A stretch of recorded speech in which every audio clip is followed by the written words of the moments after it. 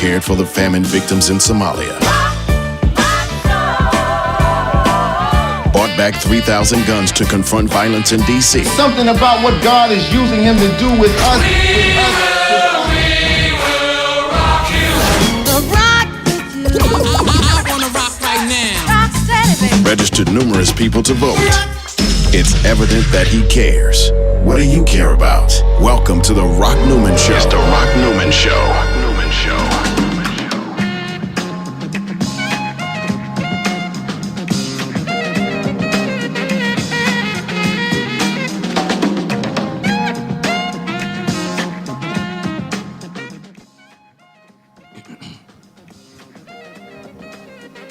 Good morning, world, and hi, everybody. My name is Charlie Brotman. People refer to me as the President's Announcer. Now, I've had the honor and the glory to have introduced 11 different presidents of the United States during 16 presidential inaugural parades from 1949 through 2013. That's a total of 64 years. Now, I've introduced Presidents Truman, Eisenhower, Kennedy, Johnson, Nixon, Carter, Reagan, Bush, and Bill Clinton, and then George W. Bush, and I've also introduced 2 times Barack Obama. Now, I've introduced superstars, I've introduced sports stars and movie stars, I've introduced some of the most important personalities in the world, but today is special. I have the respect, the dignity, literally the exaltation of introducing a very special individual. Now, he's a famous person, he's a genuine superstar, he's the idol of millions, and he's definitely a VIP, a sex symbol, a notable celebrity. Yes, I've had the honor and pleasure of introducing presidents of the United States, but today I'm going higher than I've ever gone before. God. Higher than the president?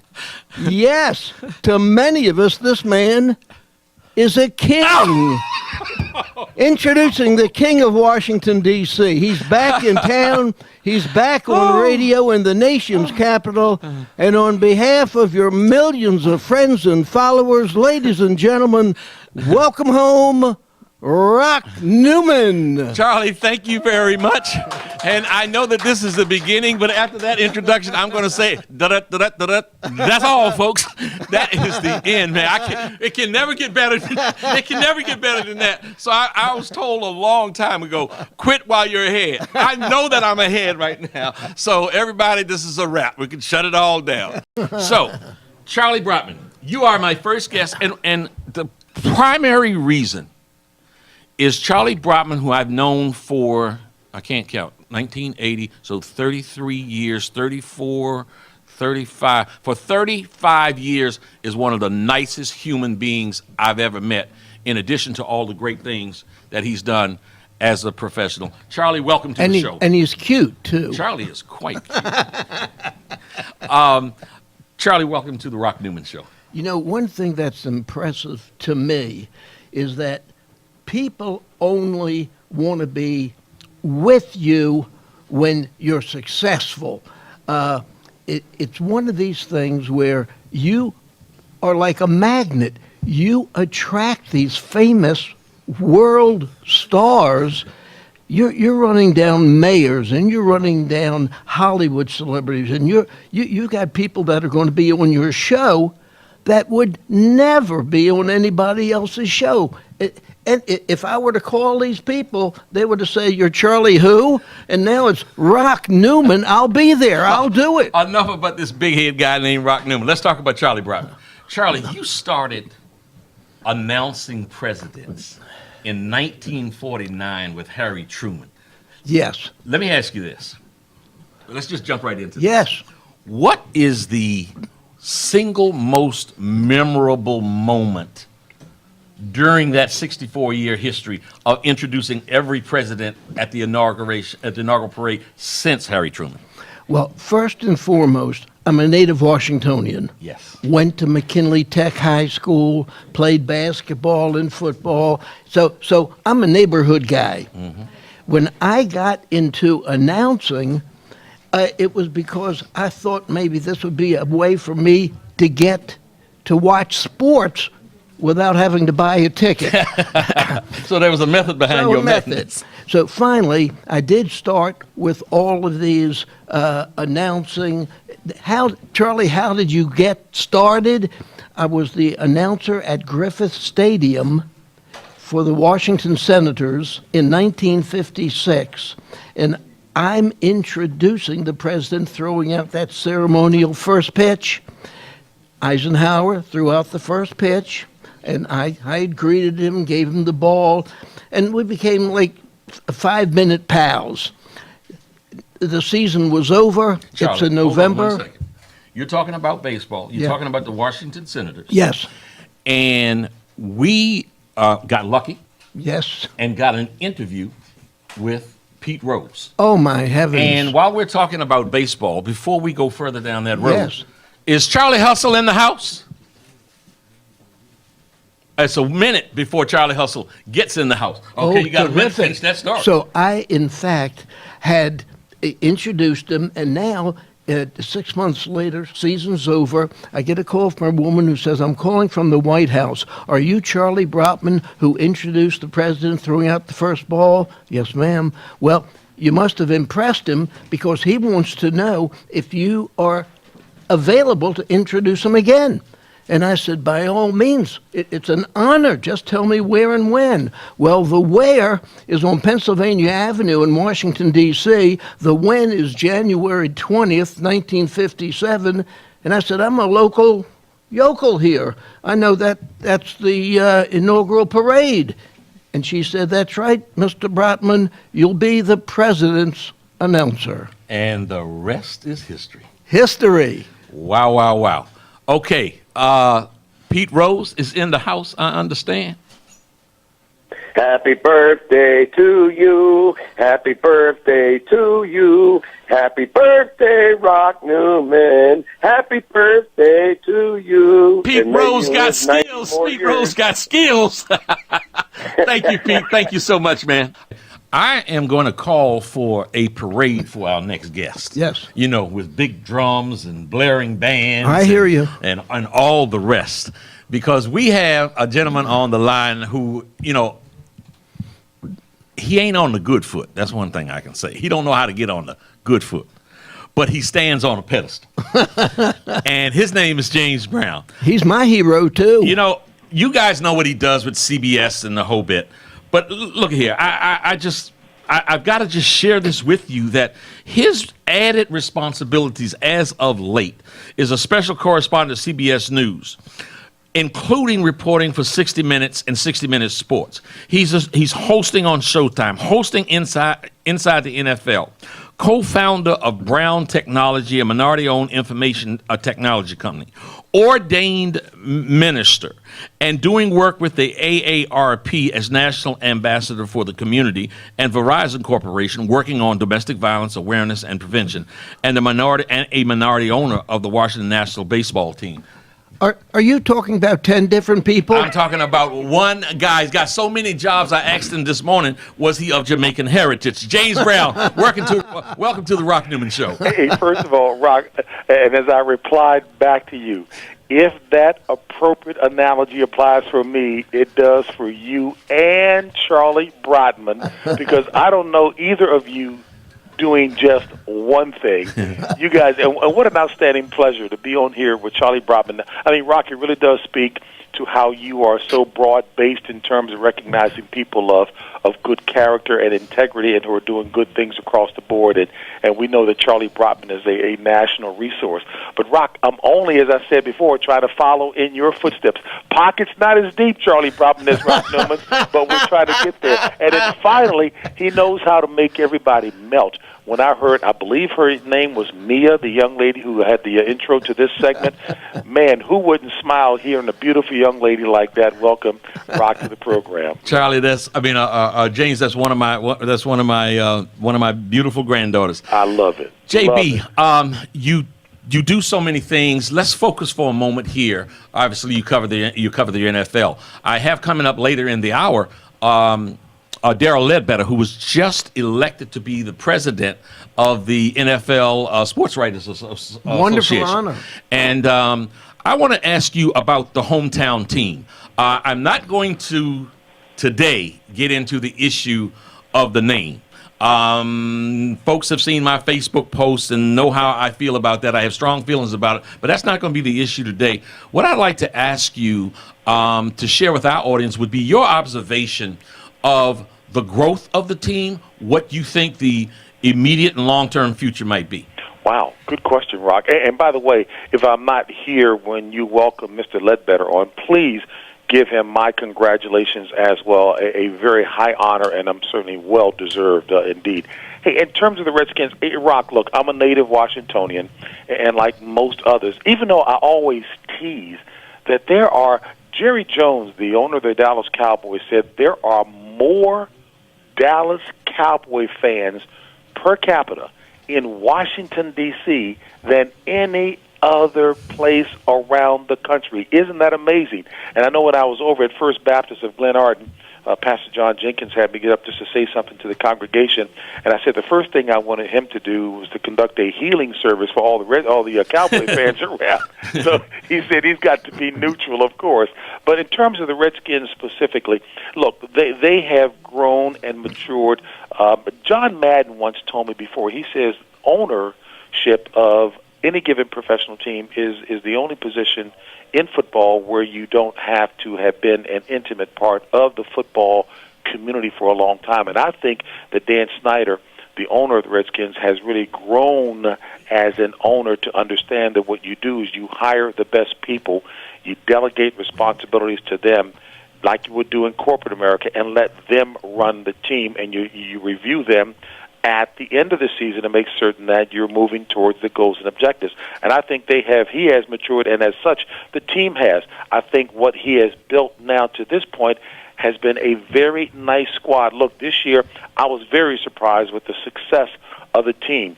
Give an awful lot of credit, while clearly the marquee name has been RG3, Robert Griffin III, London Fletcher on the defensive side. Rock, I've always believed that any team that's going to be successful has to have the proper mix of outstanding youngsters and some veterans who understand what it takes to be professional and lead by example. And London Fletcher has been that example. RG3 is a young man wise beyond his years in terms of coming in with immense talent, but also showing the kind of work ethic and team orientation that has carried this team to the next level. I just pray he will be successful in his rehab and coming back from such a serious knee injury. JB, you are an inspiration and a really great example for kids throughout this country and around the world. Who, aside from your immediate family, your parents, who was your inspiration and why? Wow. You know what, and I'm glad you said aside from my parents, because my mother and father, both who've gone home to be with the Lord, you know, they were, and they provided the foundation, period. Everything started there. That was the rock-solid foundation. Look, there have been a few people who've had tremendous impact on me, starting first with my middle school coach, Don Fugel, at Bacchus Junior High School. Clearly, Morgan Wooten has had a tremendous influence on me, my high school basketball coach at DeMatha High School. And there were others along the way as well, too. But in terms of influencing me in the most important way, I call them accountability partners, people who, you know, walk the walk and walk the talk. Tony Dungy, the former coach of both the Tampa Bay Buccaneers and, of course, Super Bowl-winning Indianapolis Colts, is a very close friend, Rock. And he has been a tremendous influence, a man who is as transparent as they come. And look, you played baseball. You know it all too well. You enjoyed the highest of heights in boxing, representing talent that included Riddick Bowe, and also in basketball with Steve Francis. You've had such a strong influence on so many people in the sports arena and well beyond. I don't know if people understand the full breadth and scope of all the things that you've been doing well outside of that, including in running countries and politics and the like. No, I mean that lovingly, too. I mean, I found that out when I was down in the islands. Rock's got a real strong hand outside, as a strong influencer outside. But, to me, people who walk the walk and walk the talk, and Tony has been that way. And unlike the stereotypical notion of a coach who has to engage in profanity-laced tirade to try to exhort a player to higher heights and better performance, Morgan Wooten and Tony Dungy are cut from the same mold. Warren Sapp, just now about to be inducted into the Pro Football Hall of Fame, said the thing about Coach Dungy, whenever they got together for film sessions, he said he would hate it if he made some mistakes in a game, and in that film session, Coach would stop the tape, point to him, and then just look at him and say, "What were you thinking?" He says that was the most embarrassing question to be asked. What were you thinking? Yeah. Tony did it by just exhorting the best out of people, and he started with each team saying, hey, if we're champions on the field only and not in the game of life, then we really haven't accomplished anything. And I think that speaks volumes for the kind of guy he is. JB, we could talk all day long, but if we did, my show would get canceled because I wouldn't have any sponsors. Hey, look here, I get that loud and clear. Hey, Rock, but that's what you get when you start me early in the morning. Hey, but you and Charlie continue to have a great dialogue there, and please tell Brother Ledbetter congratulations on his honor too. I absolutely will. JB, thank you so very much, man. Love you much. Okay, and also your producer, Ron Harris. Thank you, man. God bless you. Be well. Okay, bye-bye. You're welcome back to the Rock Newman Show. And as I told James Brown, we wouldn't be doing this radio show if we didn't have advertisers and didn't have sponsors. And I have a really special affinity for the name Pohanka and for the organization Pohanka. Let me share with you all that the Pohanka family has been in my life, and I've been a part of the Pohanka family since I left Howard University in 1974. It was my first sort of real job. So when I talk about this company and I talk about the various dealerships, I'm not talking about something because somebody is writing a check. I'm talking about a personal experience that has been meaningful, that has been helpful. The patriarch of that company, Jack Pohanka, treated me like a son when I came out of college. He guided me along the way. One of my friends is like a big brother. His name is Scott Crabtree, is an integral part of that ownership structure. And so when I talk to you about getting a car, it's with real personal experience to know that you're going to be treated in a very special way. And this particular dealership, they have many, is that I want to talk about now, is the Pohanka Chevrolet. It's in Chantilly. It's one of the top Chevrolet dealerships in the area. Let me focus you on something. They are open 7 days a week for service, from 7 o'clock in the morning, from 7 a.m. to 11 p.m., and you never need a appointment. You just go in, get treated well, and get your service. Any of your automotive needs, Pohanka can satisfy them. Now, talking about satisfying leads me immediately to the voice that you're going to hear next. A friend of many, many years, a man of many, many, many voices and talents, the one and only Johnny Holiday. I'm on my way out to Pohanka right now to get a car. That's what you need to do. And tell them Rock Newman sent you, Johnny. Yeah, man alive. That's a sell job. That's one of the best sell jobs I've heard. You're taking over my territory, man. Hey, Johnny, I happen to be sitting in the in the studio with Charlie Brotman. You might want to say hello. I'm sorry to hear that, Rock. I really am. Oh, my goodness. Are you kidding me? Mr. Is this the real Johnny Holiday or a stand-in? This is his stand-in. Yeah, the real one. I thought so. Doesn't have time to talk to you. How are you, Charlie? Oh, a shade above spectacular, thank you. First of all, Rock, how did you ever get him to be with you there? Because he comes at a high price. It's a lot of pretty girls in the studio. Well, that answers the question right there. Johnny Holiday, people have seen you and heard you for years in the metropolitan area. they don't know the full backstory of Johnny Holiday. Johnny Holiday, tell us how you got your start in radio and where you got your start. Rock, we talk about Jackie Robinson breaking the color barrier in baseball. I kind of broke the color barrier in broadcasting because the only people that would give me the time of day was some good buddies at an African-American station in Miami that I walked into at age, I think I was 17 or 18 with no experience. I had a little tape with me. Nobody else would let me in the front door except at that time it was a R&B all-black station, and I went in there, and these guys that owned the station opened their arms to me. They listened to the tape. They said, "Hey, how old are you?" And I said, 18, or something like that. And they said, "Are you willing to relocate?" I said, "Yeah." And they said, "We just bought a station in Rochester, New York. We're going to take over in July. In the meantime, we'll put you on here a couple of hours a day to kind of get you some more experience." So I was on from noon to 2, in between TJ the DJ and King Coleman and Rocky G, and I was the only Caucasian on that all-African-American station. And if they don't give me the shot, then I never have a chance to move on to Cleveland and Rochester and New York City and San Francisco, then come here 43 years ago. Wow, you busted the block. You busted the block, Johnny. I am your brother from another mother, you know. You used that one night. That is correct. That is correct. Hey, Johnny. One of the most impactful events, as much as I'm looking for today's show to really be an upbeat show, we're starting, we're launching. But again, I don't think I'd be doing my job if I didn't address this because I know you were close to the situation. One of the most impactful events in the metropolitan Washington, D.C. sports world, and perhaps nationwide also, happened many years ago when the Boston Celtics 1986. drafted in 1986 Len Bias. Yeah. And very shortly after they drafted him as the number 1 pick, he was dead. Take us back there.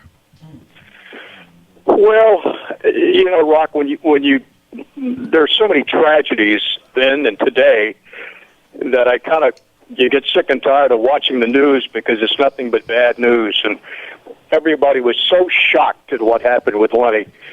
I could not believe it. I was halfway to Leland Memorial Hospital.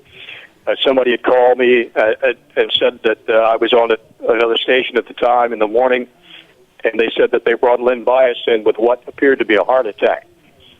And my first thought was, a young guy like that doesn't have a heart attack. He's just in too good a shape. And I got halfway to the hospital, and on the car radio, the guy calls me and says, "Go to Maryland, Len Bias has passed away." And, well, after gathering myself, which was very difficult, and crying like a baby at the loss of a young kid that I had seen when he signed at Northwestern high school to come to Maryland, seeing him progress with interviews, seeing him progress with his talent, seeing him progress as just a human being. It was one of the worst days of my life, and it shook up Maryland, it shook up everybody, and it took the University of Maryland a lot of years to recover from that tragedy. I remember Lenny as a guy with a tremendous smile. Every time he went head-to-head with Michael Jordan, you know who won the battle? Not Jordan, it was Len Bias. And the biggest honor I could have ever received, and I still consider it, probably the most impressive honor, was his mom asked me if I would sing at Lenny's funeral, which I did. Now, doing theater is one thing, but going to sing at somebody's funeral, I've done too many of those. It was one of the most difficult things I ever had to do. And after I finished with the Lord's Prayer, they were walking down the aisle behind Lenny's casket, and his mom throws a kiss to me upstairs, and that's all I needed. I was in the chapel in the balcony singing. But he would have saved the Celtics. He would have been just an absolutely phenomenal NBA player. Hey, he is as big. He's probably, well, I mean, his death, at least I'm hoping that kids got the message: do not mess around with drugs. This is what can happen no matter how big you are, how small you are. If the numbers don't come up right, then you're going to be in trouble. Hey. Stay away from them, and that's the message I hope they got out of the death of Len Bias. Johnny, I will say to you, like I said to James Brown, man, we absolutely could talk all day. I love you much. We've got a break here. Thank you so much for coming on. And listen, I'm glad that Charlie's there. Have you seen Charlie's basement by any chance? The memorabilia he has? No, I have not. I have heard about it, but I haven't seen it. Well, before I go, let me just tell you one quick thing. When I got the tour of it, it was only $75 a head. Now that's 20 years ago. I don't know what he's charging now, but you got to go by his house sometime. He'll waive the fee for you. Take a look at what he's got in his home. You will be absolutely blown away. It used to be $75, but it's going to a 1 1/4 for you. See you later, Johnny. Thank you, Mike. Thanks, Charlie. Okay. All right, bye-bye. We're going to go to break and come right back to Rock Through the Rock Newman Show. Giving you the real on everything from politics, sports, and common everyday life issues. This is The Rock Newman Show. We also have sitting with me who's on her way out of town, so we've got to get her in so she can get her move on, is someone that is currently the state's attorney for Prince George's County. Her name is Angela Brooks. I want you to listen to what I have to say right now and come back a few years later and say, man, you know what? You were right. This woman is an incredibly effective, caring public servant. She is doing a phenomenal job in Prince George's County. And my prediction here today, the 23rd of February, 2013, is that Angela will rise through the political ranks in Maryland. Don't be surprised if Angela Brooks becomes the President of the United States of America. Whoa. Angela, welcome to the show. Thank you. Good morning. Wow, that's quite a prediction, I tell you. Thank you, and happy birthday to you. I should have known there was a reason for this energy. Today is my birthday, and so we share a birthday weekend, and it's wonderful to be here. Happy birthday to you. Angela, this is a sort of a fast-moving program today as we are launching the show. Something I want to ask you about is you had a summit of over 500 women in Prince George's County a few months back. Absolutely. It seemed to have had a profound effect, that there was an incredible turnout and just was an energy that came out of that. I'd like for you to talk about that for a moment, and also about you're looking to do a male summit, which seems to be so sorely needed in Prince George's County. Thank you. You're absolutely right. In September, we hosted a sisterhood summit, is what we called it, for young women aged 13 to 18 in Prince George's County. And we did this as a result of the concerns that have grown as we watch young women who are violent toward one another. And so this summit was very well received. We had over, as you said, 500 young women who came to us. We could talk about conflict resolution. We talked about self-esteem. It was really a very powerful summit. And the thought behind it is not enough for us to simply arrest and prosecute and incarcerate our young people. We have to do much more to save our young people and to pour into them. And so in that same vein, in May 4th, we're hosting an event that we're calling, it's a Brotherhood Summit. It's Calling All Brothers. And we're inviting 13 to 18-year-old men. And this time, we're going even further. We want 1,000 young men. We intend to bring 1,000 jobs and 1,000 mentors to this event. Not talking to our young people. We have to do much more than talk to them. We need genuine opportunity for our young people, and that is exactly what we're going to do. So everyone under the sound of our voice, if you have it in your heart to help a young man, we need mentors, men, to show up to mentor our young men. We need businesses who have it for 5 weeks or 4 weeks. If you can hire a young person over the summer, bring your job opportunity with you, and that's what we're doing. This is a woman who is in the prosecutor's office. And when you generally think in terms of prosecutorial activity, you don't hear that kind of commitment and that kind of commitment and that kind of dedication to the community. Angela, You used the phrase to say prosecuting is just, it's not enough. I'd like for you to reiterate what you feel the community must do to help you make this a safer and better place. You know, I think the goal of every person who lives in our community is to see our young people succeed. We want safe communities, we want strong families, and the way to achieve that is to mentor, to put our arms around our young people, to pour into them, to give them opportunities to succeed, help them go to school. If our children drop out of school, I promise you they will fail. And so we have to really design a way for our young people to succeed. That's the reason that there are some people we have to prosecute. Let's just be honest. Some of them we have to prosecute. But I think that the goal really ought to be to cause a decline in crime and to make sure that young people succeed. Angela, thank you so much for Thank you joining. for having me. This is have wonderful. a safe journey. Thank you. Thank and I will you. cast the first vote when you announce your run for president. Thank you. Thanks for having me. Sitting to my right, Angela just is leaving my left for those of you who can't see, and sitting to my right has been one of my favorite people for the last for the last 43 years since I first saw him at the cellar door here in Washington, D.C. And at that time, he was talking about activities of the federal government and individuals who happened to be in the federal government that he thought were corrupt. And my naive little country boy self at the time was like, what is this fool talking about? And he said things that were borne out later on during the Nixon administration with the fiasco of Watergate.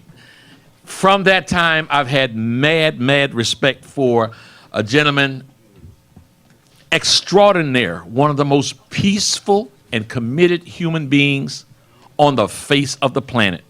His name is Richard Claxton Gregory, and he is the father. He's a husband and the father of 10 or 11 children. Unless you know something. No, I mean it's 11 that we know about. Married to just a giant of a woman named Lil Gregory. Dick Gregory, welcome to the Rock Newman Show. Thank you, my brother, and congratulations. Good. Thank you. Thank you. Congratulations and happy birthday. And what a wonderful time to have a show like this, because the whole world is shocked and frightened, don't know what to do. Let me say two things.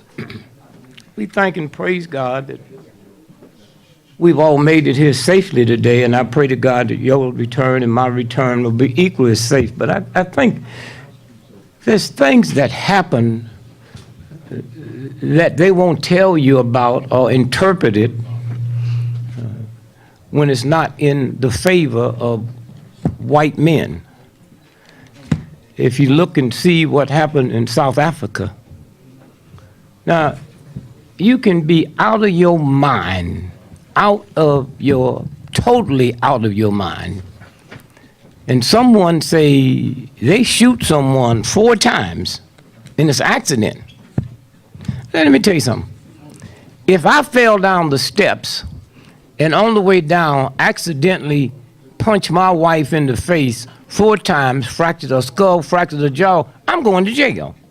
Ain't no way in the world I'm gonna tell somebody that was an accident. And I think women should be upset all over the world. You had this little young girl in Pakistan. She's out demonstrating for the right for women to go to school, and they shot her in the head. And y'all gonna see, what we doing is the same thing America and white folks did during the civil rights movement. They wasn't part of the filth, but they didn't do nothing to stop it. And I think when women, if you don't get outraged over that, then you in trouble. You got pimps walking down the street with little 5-year-old children for sale and all of that, and y'all sit back. Let me tell you, Hitler and the Nazis, the Romans thought they could get by with it, and they didn't. And so when you stop and think about what's going on today, and I'll make a copy and get this for you. This, no paper in America ran this. This was in the London Guardian about the Pope might go to jail this weekend. And you should be able to figure that out. I mean, here is an organization that's a multi-trillion-dollar organization. Has over 1 billion people in it. And that's like Rock coming in here after having a successful show for a year and tell the folks that put this network together, I got a problem and I'm going to be quitting in 2 weeks. That's impossible. Right. If you sick, you knew you was sick 8 years ago. So you saying, I'm going to give you 2 weeks to find somebody to run this multi-trillion-dollar operation with over 1 billion people.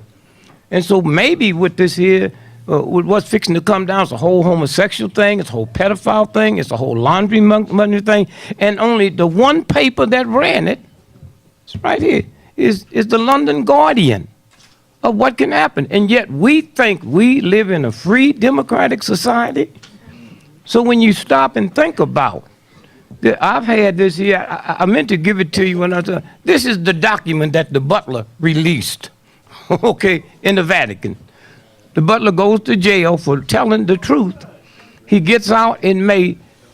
The Pope come and visit him in Christmas, forgave him.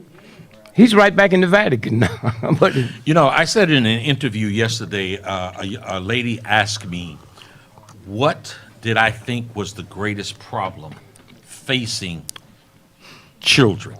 Now, we were just joined in studio by one of the great veteran football players from the Washington team. He was on the Super Bowl team. His name is Brick Owens. And he has a programmatic approach to children's issues. But what I said was, before we get to Brick Owens, what I said was, I thought that children looking at leadership in the world, on the world scene, if they see how our politicians are behaving, it is a leadership vacuum and void. And I mentioned, if they look at a Donald Trump, who's a brilliant businessman, but acts like a fool, there's a leadership vacuum. Because he is a fool. And a void. And if you look at what I said was, you know, that sort of bastion of what is supposed to be morality and righteousness at the Vatican, there's a leadership board. So I'd like for you to speak just briefly on, you know, yes, there is a leadership board, Greg. As I launch this show today, I'm looking, you know, I'm looking for a future that is bright. So with that kind of leadership board, what's Dick Gregory's message to the parents of the youth who are at such peril and to those youth who is at peril themselves? Well, they don't qualify to deal with it. Okay? We sit around and play games. First, the first thing, especially African Americans need to do, is straighten up one thing. We don't live in a community. Okay? A community is where you control your cops, you control your banking and finance, you control your business, you control your health education, you control all of it. We live in a neighborhood, and a hood is something you put over your head when you're trying to hide something. You know? When we sit around here and a cop can shoot you in the back 40 times and nothing happens, huh? When you get a little black girl that came here for the inauguration from Chicago, and she gets shot dead and they make arrest in 2 days, they don't care nothing, and we don't care nothing about black folks when we let them say, oh, she went to Washington, D.C. The president didn't even know she was here. She came here with one of 100 and some bands, okay? And then she gets shot, and the story goes all over the world about this black child. They killed 40 people one weekend last year in Chicago. We didn't know the name of none of them. They're just giving you a number. And so there's something have to change. Let me just read this to you and let me shut up. This never ran in an American paper. Now, those of you that have children, I want you to hear this, and then you know why you don't qualify, okay? Crime is linked to pollution, so y'all can go put all your stuff together, have all the meetings you want. Crime. Polluted water can cause brain damage that turns ordinary people into violent criminals, okay? This is not something to say. See, what we got to do is stop picking this crap up off the street and taking emotions We talking about scientific stuff now. You know how many thousands of people got off death row because of DNA? DNA wasn't just invented when Harvard and Yale and them said it. DNA was here when the universal God put this planet together. DNA was here then. We just reached the level, where we can tap into it. And so the CIA has spent trillions of dollars, not just controlling black folks, white, controlling the whole planet. And then they got the information thing. Had it not been for Dick Nixon, Senator McCain would have been in the electric chair. They was fixing to indict him for treason, because when he was captured in Hanoi, he told on everybody. Greg, we have captured somebody that you gave an opportunity to get into this business. And I've mentioned his name before. He is perhaps one of the most prolific, producers that Hollywood has ever seen. And one of the wealthiest. And I knew you all have an incredibly great history. You gave this gentleman his first opportunity. Welcome aboard Ed Weinberger, who produced The Cosby Show, Taxi, who produced Mary Tyler Moore. Amen, Mary Tyler Moore, and on and on and on like popcorn. Welcome, Ed Weinberger. Good morning, everybody. Well, out here it's good morning. Yeah, it's a happy morning. It's a happy morning, Ed. Well, and happy birthday to you and Greg. It's certainly good to hear you again. God bless you, brother. Peace and love to you. God bless you. And the God family. Bless you. So, Ed Everybody. Weinberger, you were.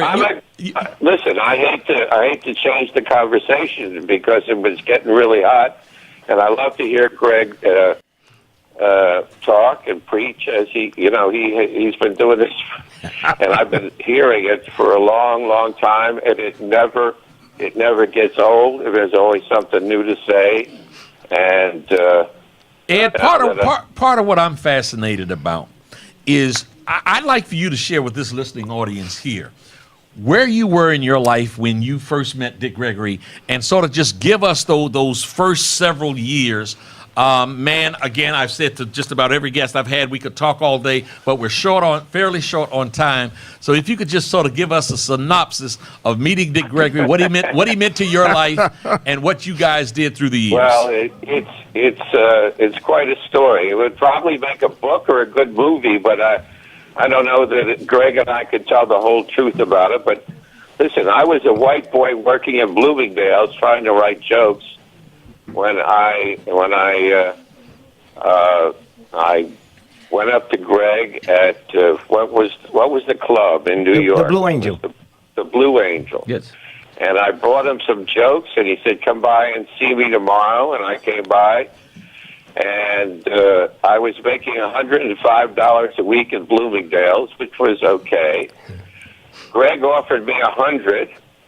And I was on the road with him the next week, and I found myself in a wonderful adventure that changed my life. Suddenly, I was in Mississippi. I was involved in the civil rights movement through Greg. A whole new world opened up to me, and I saw life differently than I had seen before.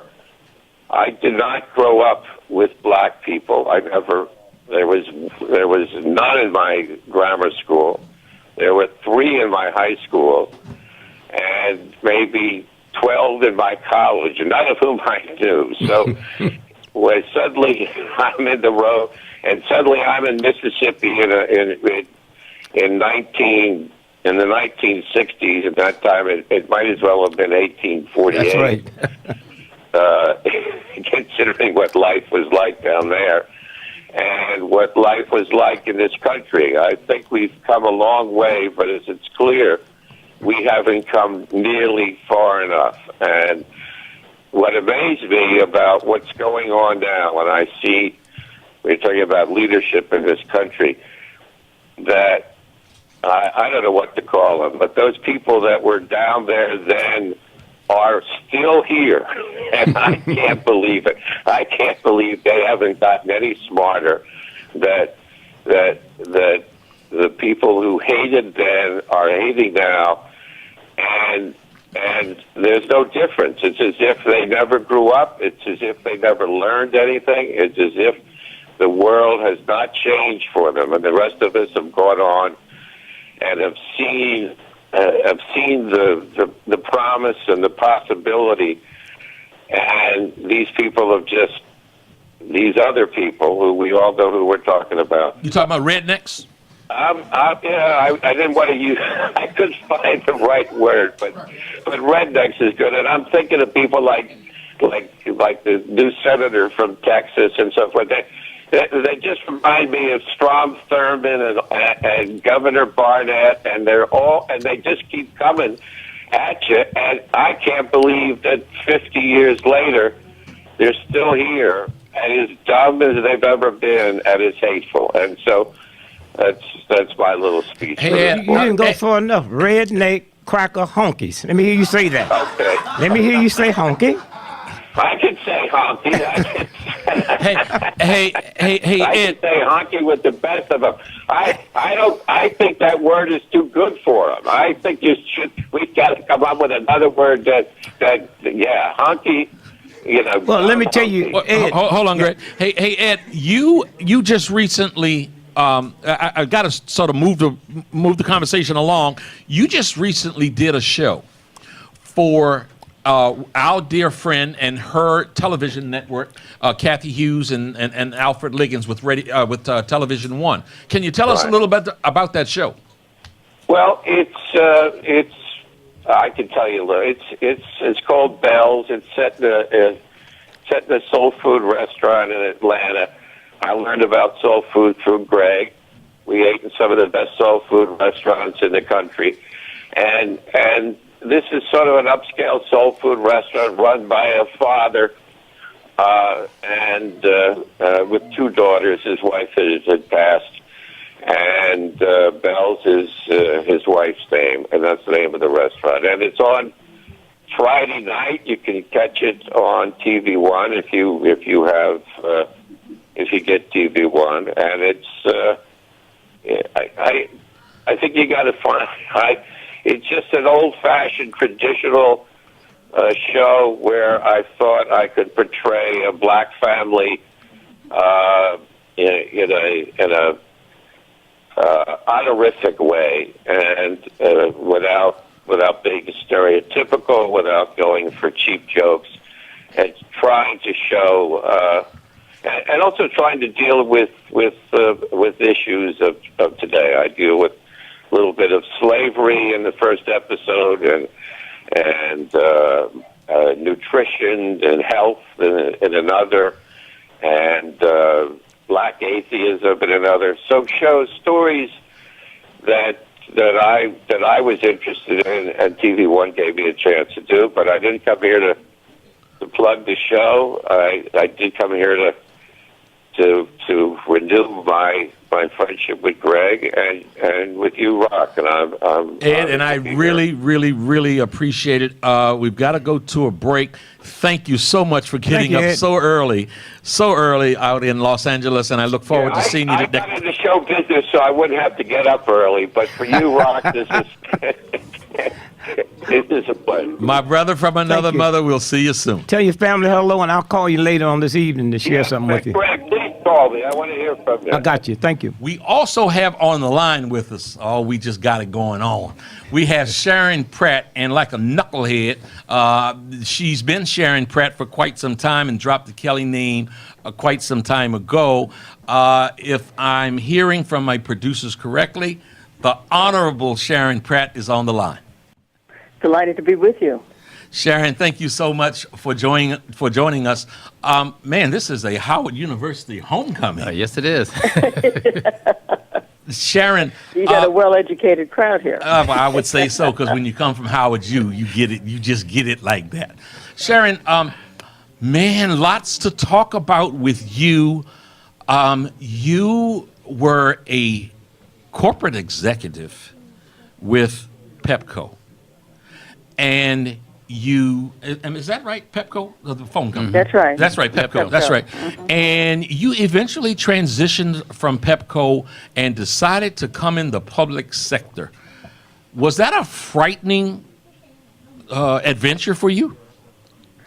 Well, I guess you could say it's, and I think Mayor Williams knows something about more of those dramatic leaps. But I'd always been involved in politics, always been involved in the effort to, obtain home rule, had been the treasurer of the National Democratic Party. So, the political process wasn't new to me. But it's always different when you're the one who's right there in the middle in the arena yourself. So fighting the lions yourself. So it's a different story when you're the one there. So it was a leap, but hopefully one where I could take that leap and bring some of the notions of efficiency and technology and to the city as we were moving towards the 21st century. I think that there is something to be said for respecting political correctness. And if I'm some kind of way politically incorrect right now, I'm going to ask for forgiveness in advance.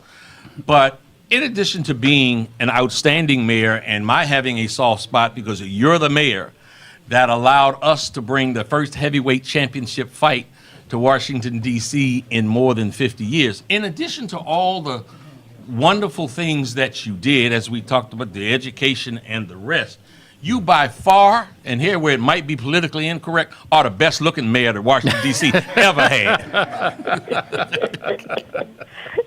Not a lot of competition, but it's true. Generous, Tony just says not a lot of competition, but it's still true. It's very true, Madam Mayor. Tony, let me ask you. I think the mayor really made a mark, too. She sells herself short. She really made a mark on the whole focus on lack of self-determination in the city of Washington, D.C. Certainly, and D.C. statehood. Well, thank you for saying that, yes. D.C. statehood is going to be a talking about Washington, D.C., and it being disenfranchised, it having taxation without no representation. That will be something that we will consistently talk about here on this program. Tony, let me ask you, you came into office and the city had come out of receivership. And these were some of the most daunting of economic times. What do you feel was your what was your highlight? Every mayor that is on the program now and the mayor that decided he didn't want to come on the program, in one form or the other, I've known, supported. And I just wanted to, and I said to everyone a month after they've gotten into office, and I certainly did it with Tony, I said, you sure you wanted this job? Because I think it's one of the hardest jobs, not just in America, but in the world. What was your highlight? I think the highlight was, it certainly wasn't, as we were talking about with Mayor Pratt, it certainly hasn't been realized politically and constitutionally, but operationally and just practically bringing respect to the city, investment to the city, restoring the finances of the city. That's important because it allows us to do the many things that we need to do in all parts of the city. Sharon, I would ask you the same thing. Such a tough job. It's hard to get a compliment. It's just a thankless job. Oftentimes, I'd ask you, what was your highlight? Well, I do want to say that Mayor Williams did a spectacular job of bringing the level of respect and regard, particularly around fiscal issues, which is essential to the city really growing and prospering as it is doing today. I would like to think that helping the city redefine her vision, having a vision that was bigger than this sort of parochial feudal system that was under the thumb of the federal government, to recognize that we were bigger than just the home to the federal government. We were a cosmopolitan community. We launched the Taste of D.C., as one initiative. We made the effort to start bringing basketball back and, heavyweight boxing championships back into the city. Put an emphasis on, diversifying the economy of the city and bringing technology to the city, and trying to bring technology. It was a lot of paradigm shifts, maybe too much for 4 years, but we'll have the city to begin to see herself as the sophisticated cosmopolitan community that she has the potential and is now realizing. You guys sit at the seat of power, and then it's over. Tony, what are you doing now? I get tickets. You get tickets. The parking office is working very efficiently, I can say. So you were talking about Howard. I went to speak to General Counsel Kurt Schmoke up at Howard just on Thursday, and I ran in there. I figured I could just run in there for 15 minutes and conduct some business and get back out. And it was cold that day, too, but they were working efficiently. Got a ticket. And Sharon, what are you doing these days? What I've been doing for over 10 years, I have ex-political people do a consulting firm, and a lot of it in sustainable energy and healthcare, and I have an IT partner. That's really what I do. Yeah. Are you going to be working with Mayor Gray at all? He has announced that he wants Washington D.C. to be the greenest city in the country. Will you guys be doing anything together on that? Well, nothing that I know of just yet. Although I do work with a General Electric distributor, the LED lighting. So that would be one opportunity for the city. I think that's a bold move, and I think it's an important move. And Chicago's done it quite well, and Washington D.C. should be a part of that. Yeah, I agree with you, Mayor. That's true. Absolutely. So do I. I'm really contemplating going to gas-efficient cars myself. This is sort of a little gesture, as a small gesture. This is live radio, and I just see that walk through the front doors, and coming through the masses, parting the seas, is one Lorenzo Creighton. Lorenzo Creighton, I'm going to segue here to a little piece of business. Lorenzo Creighton is president of the MGM Grand National Harbor Project. Lorenzo, in the house. Thank you very much for showing up. And as I do that, without going to break, I'm going to do an announcement to talk about, because one of our sponsors also is the MGM Grand National Harbor. Something that the guest that just joined me to the right is Wayne Curry, was very instrumental in making, helping to make National Harbor a reality. Well, Lorenzo is in the house. Lorenzo's company, MGM National Harbor, is sponsoring our show. And I want to say this.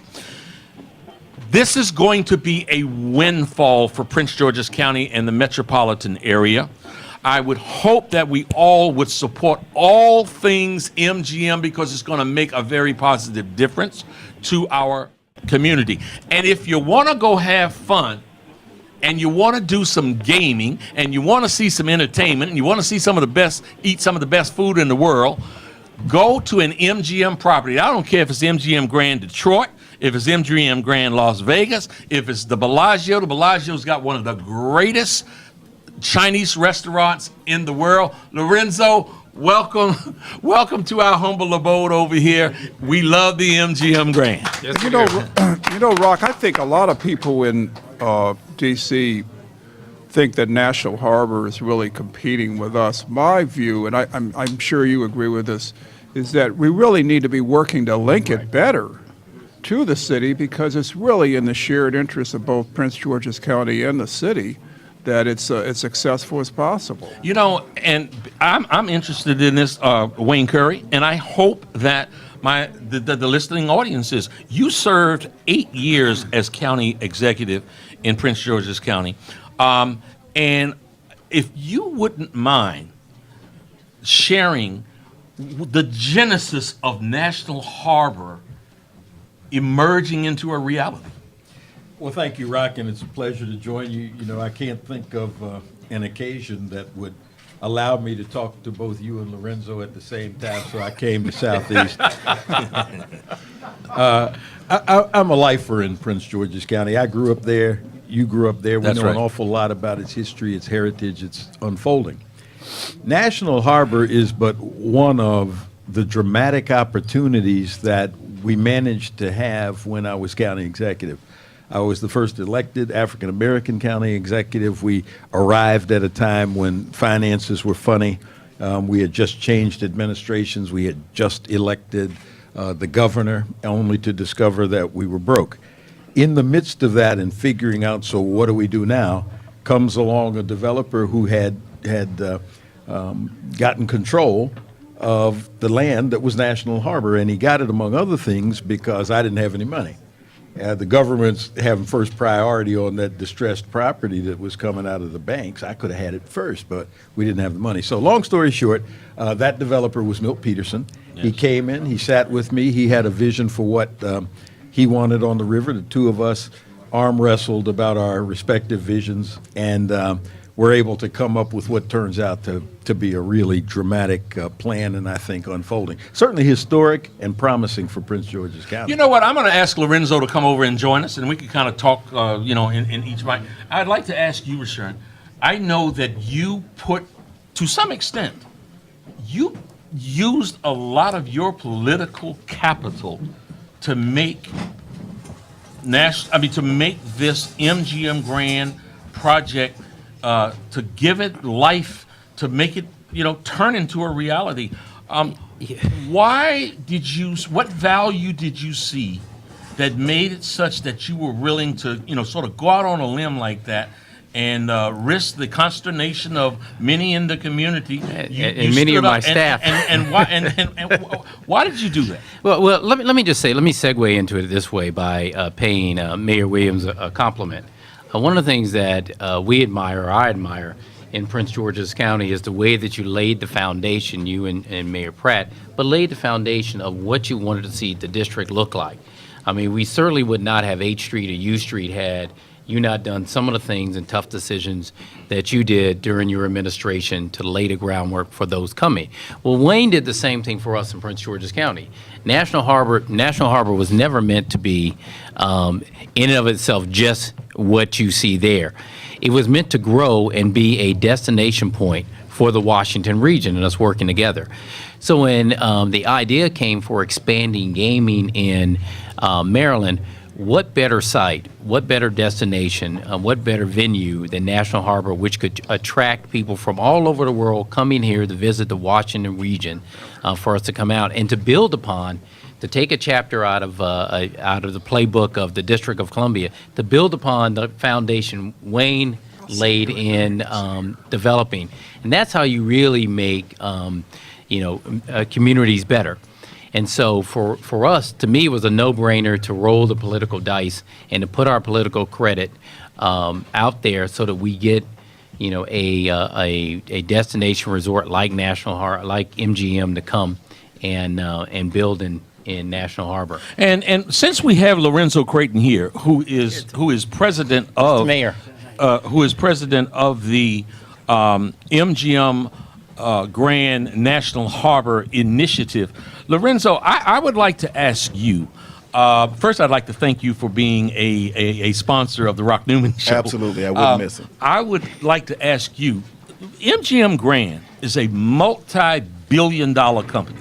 And frankly speaking, folks in Prince George's County are not necessarily used to multi-billion-dollar companies. Now, for the record, only Rock could say that because he is from Prince George's County. I'm just talking about us country folks. Lorenzo, that's you, Wayne. What was it that attracted MGM Grand to Prince George's County and to National Harbor? Well, we've obviously gotten a great reception in Prince George's County from all of the stakeholders, but the location is probably the best location for a casino site in North America. Why is that? Well, it's access to a great market, the Washington, D.C., Baltimore corridor, and the tourists that come into that area, as well as Prince George's County itself. And the location, the site location, is on a major thoroughfare for the East Coast. Several 100,000 cars per day go past that location. So it is by far one of the best locations in North America. Wow. question. You know, that's something to be said. That's something to be said. It's something to be very proud of in this metropolitan region, that it would be said by a senior, most highly respected, gaming official that is one of the most attractive locations in the country for them to bring their next a business venture. I must announce that we have in studio with us at the microphones of the Rock Newman Show someone who needs not much of an introduction. The mayor for life of Washington, D.C., Marion Barry. Marion, welcome to the Rock Newman Show.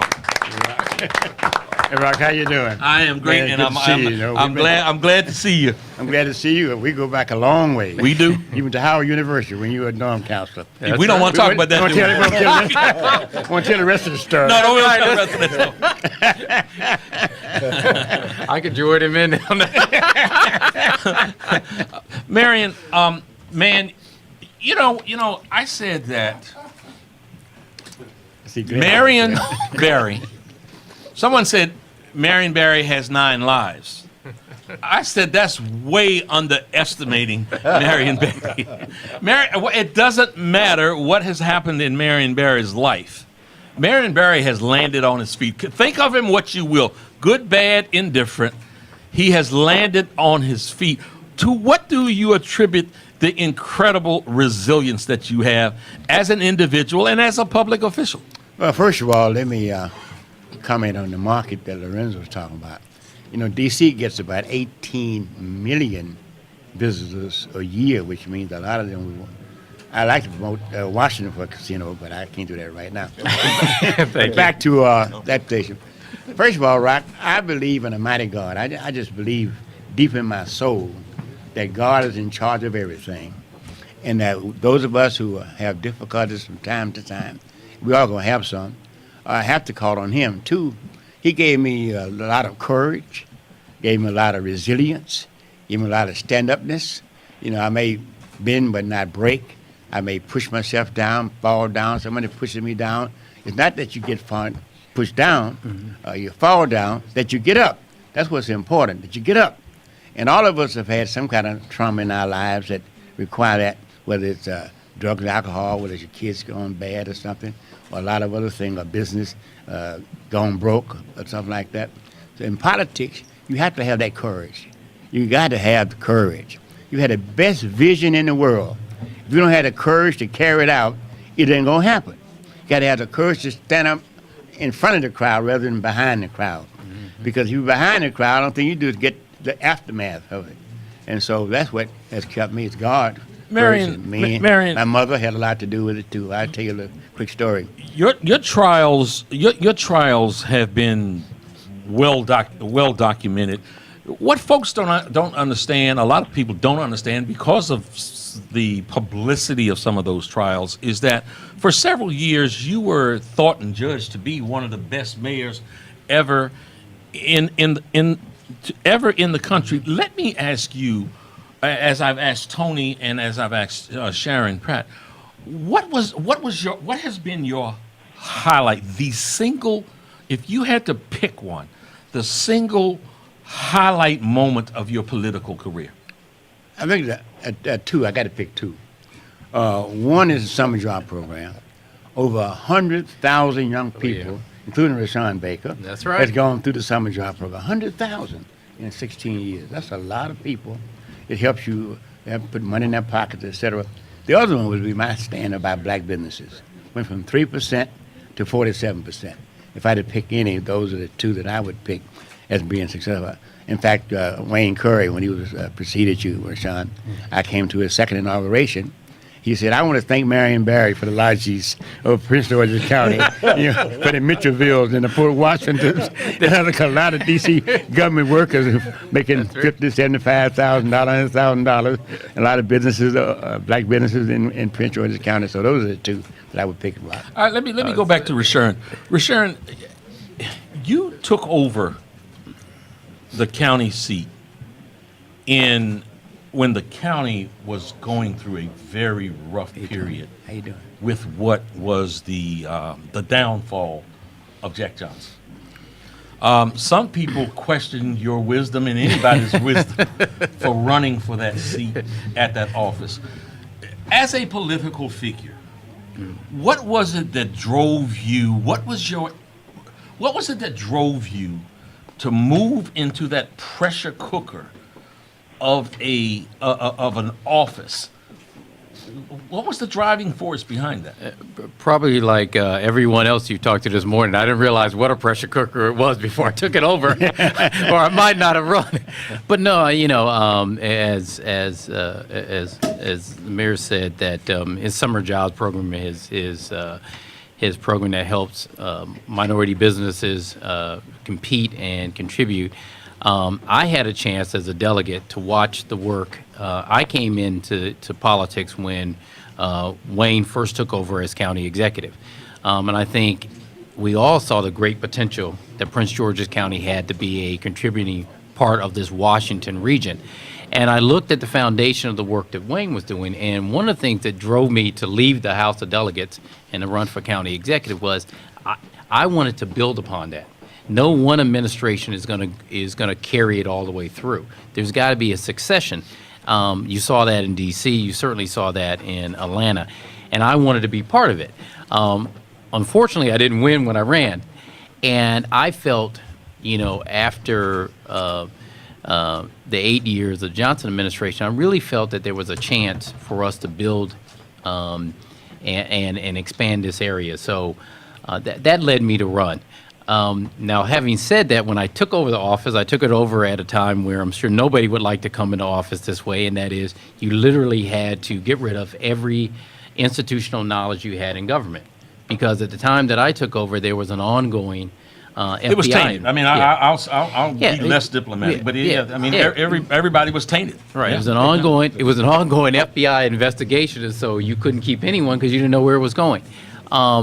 What it forced me to do, and I think helped the administration was, and we did get some criticism for it, a lot of criticism, quite honestly, is we had to take a page from President Obama's book, and that is you go back to the last Democratic administration, or you go back to the last administration which had a government that was run without question.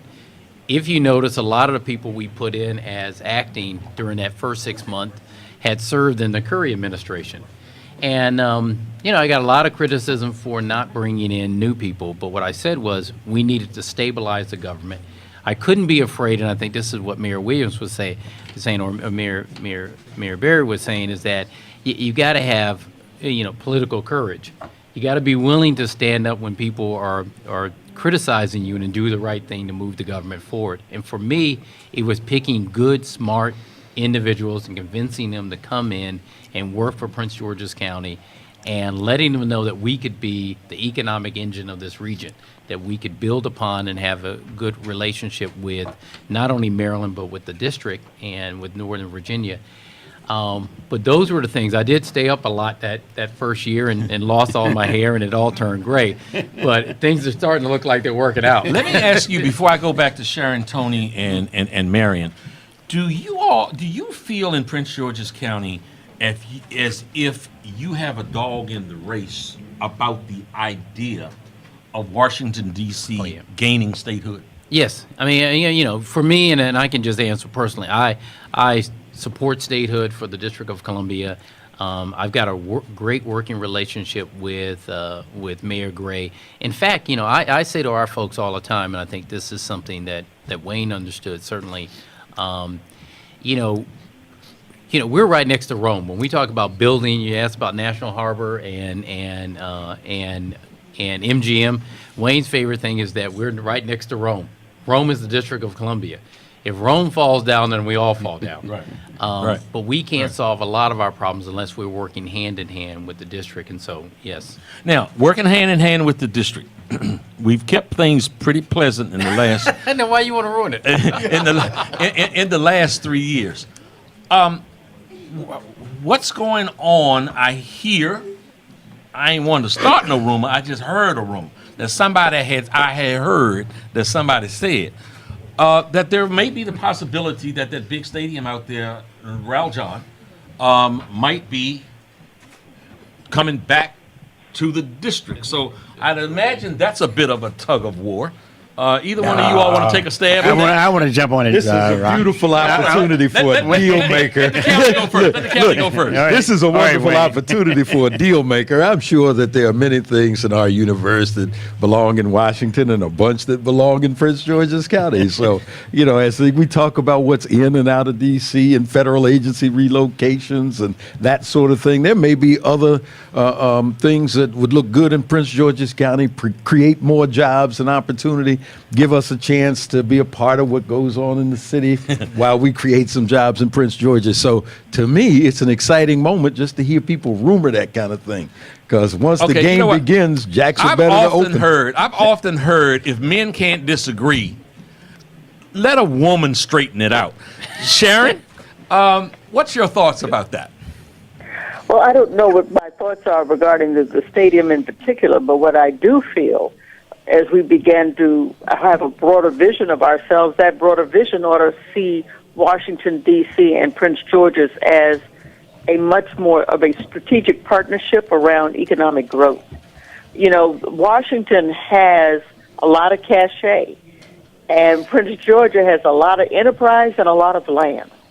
And I think that we would be remiss if we didn't begin to work in partnership with each other more often than we do not around expanding those economic opportunities and in some ways building upon some of the initiatives advanced in previous years. Marion, you certainly did it with the minority businesses. Tony, you did it in diversifying our businesses.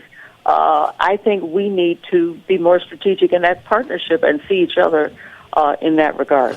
Before Tony, you and Marion address that. Marion, have you ever beat Tony playing tennis? Did I beat him? Yeah. Ask him. Oh! I didn't beat him. I whooped him. As in a beatdown? At the heart-to-heart. Curry Barry had the idea of the I thought Tony had to been a better tennis game. Well, maybe somewhere else. He had some flax out there telling that story. We're gonna have to get a game we going. played in the heart-to-heart that Corey does every year. Heart down the street, Yes. H-A-R-T. Right. Heart-to-heart, H-E-A-R-T, because of the Tennis and Learning Center, which Tony helped fund. I mean, certainly he did that. Yes. And but back to the other question. Yeah, the statehood question. Yeah, absolutely. Not statehood, but just about the stadium. Oh, stadium. Obviously, you know him for statehood. That's begun. Yeah. Okay, but we want to talk about that too. Yeah, we will. But no, stadium. Well, Rockman said this. Well, let's flow with the stadium. You're the only person I know that can get all of us together here at the same time. You rock around with Pratt. Come on. We're going to get Wayne Thank you very Curry, much. get Rashawn Baker, get me, get Tony Williams and Sharon Pratt Kelly on the phone. But obviously, I didn't want the Redskins to leave. I tell you that. Sharon knows that. That I was this close to getting Jack Kent Cook to stay here. Part of what happened, he wanted me and the citizens to pay for the stadium and the infrastructure. Now, we weren't going to do all that. That was too much. I said, we'll pay for the infrastructure, pay for the, you pay for the stadium. And he's a sort of eccentric kind of guy. And he went to Prince George's. Now, Jack Evans and I have been hoping and wishing, and Wayne and LaShawn, that we could get Dan Snyder to come back here. But I don't think that's going to be in the very near future because the economics won't work right. Okay. He still has contracts with the state and with the county. And, I'm a Redskin supporter. I just jump up and down. In fact, I did something that nobody else did. Early in August, I predicted that the Redskins with RG3 would go to the playoffs. They did. Yeah. Now we didn't go. The Ravens went to the playoffs and won. That was a hell of a game, though. It was. It absolutely was. Let me ask you. I want to ask Sharon, Tony, and Marion in that order. What do you think is the single most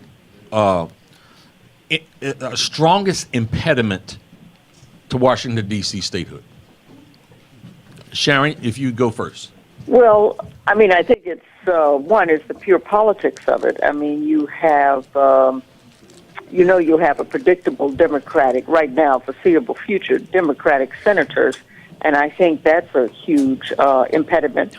But I think deep within the psyche of the federal government, be it Democrat or Republican, they enjoy having the District of Columbia as sort of this feudal relationship.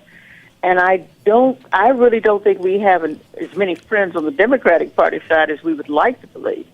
And I just think they're so accustomed to having us in that kind of subordinate relationship. And I don't mean it even in a unkind way. It's just that they have access to this federal city. They don't want us to become a separate sovereign entity. Maybe with the original creation of the Washington, D.C., there was always that anxiety of it becoming a state and having the capacity to challenge what was then a very fragile federal system. And I think we've still struggled with that tension, even in 2013. Tony and Marion, I would ask both of you all to even expound. Barack Obama came in office and had a majority in both houses. Why didn't it happen then? My view is that right now, more people in the United States live in a metropolitan area now than live in a rural area. That's a big watershed moment. In 2050, 75% of the world's population is going to live in an urban area. And I say that because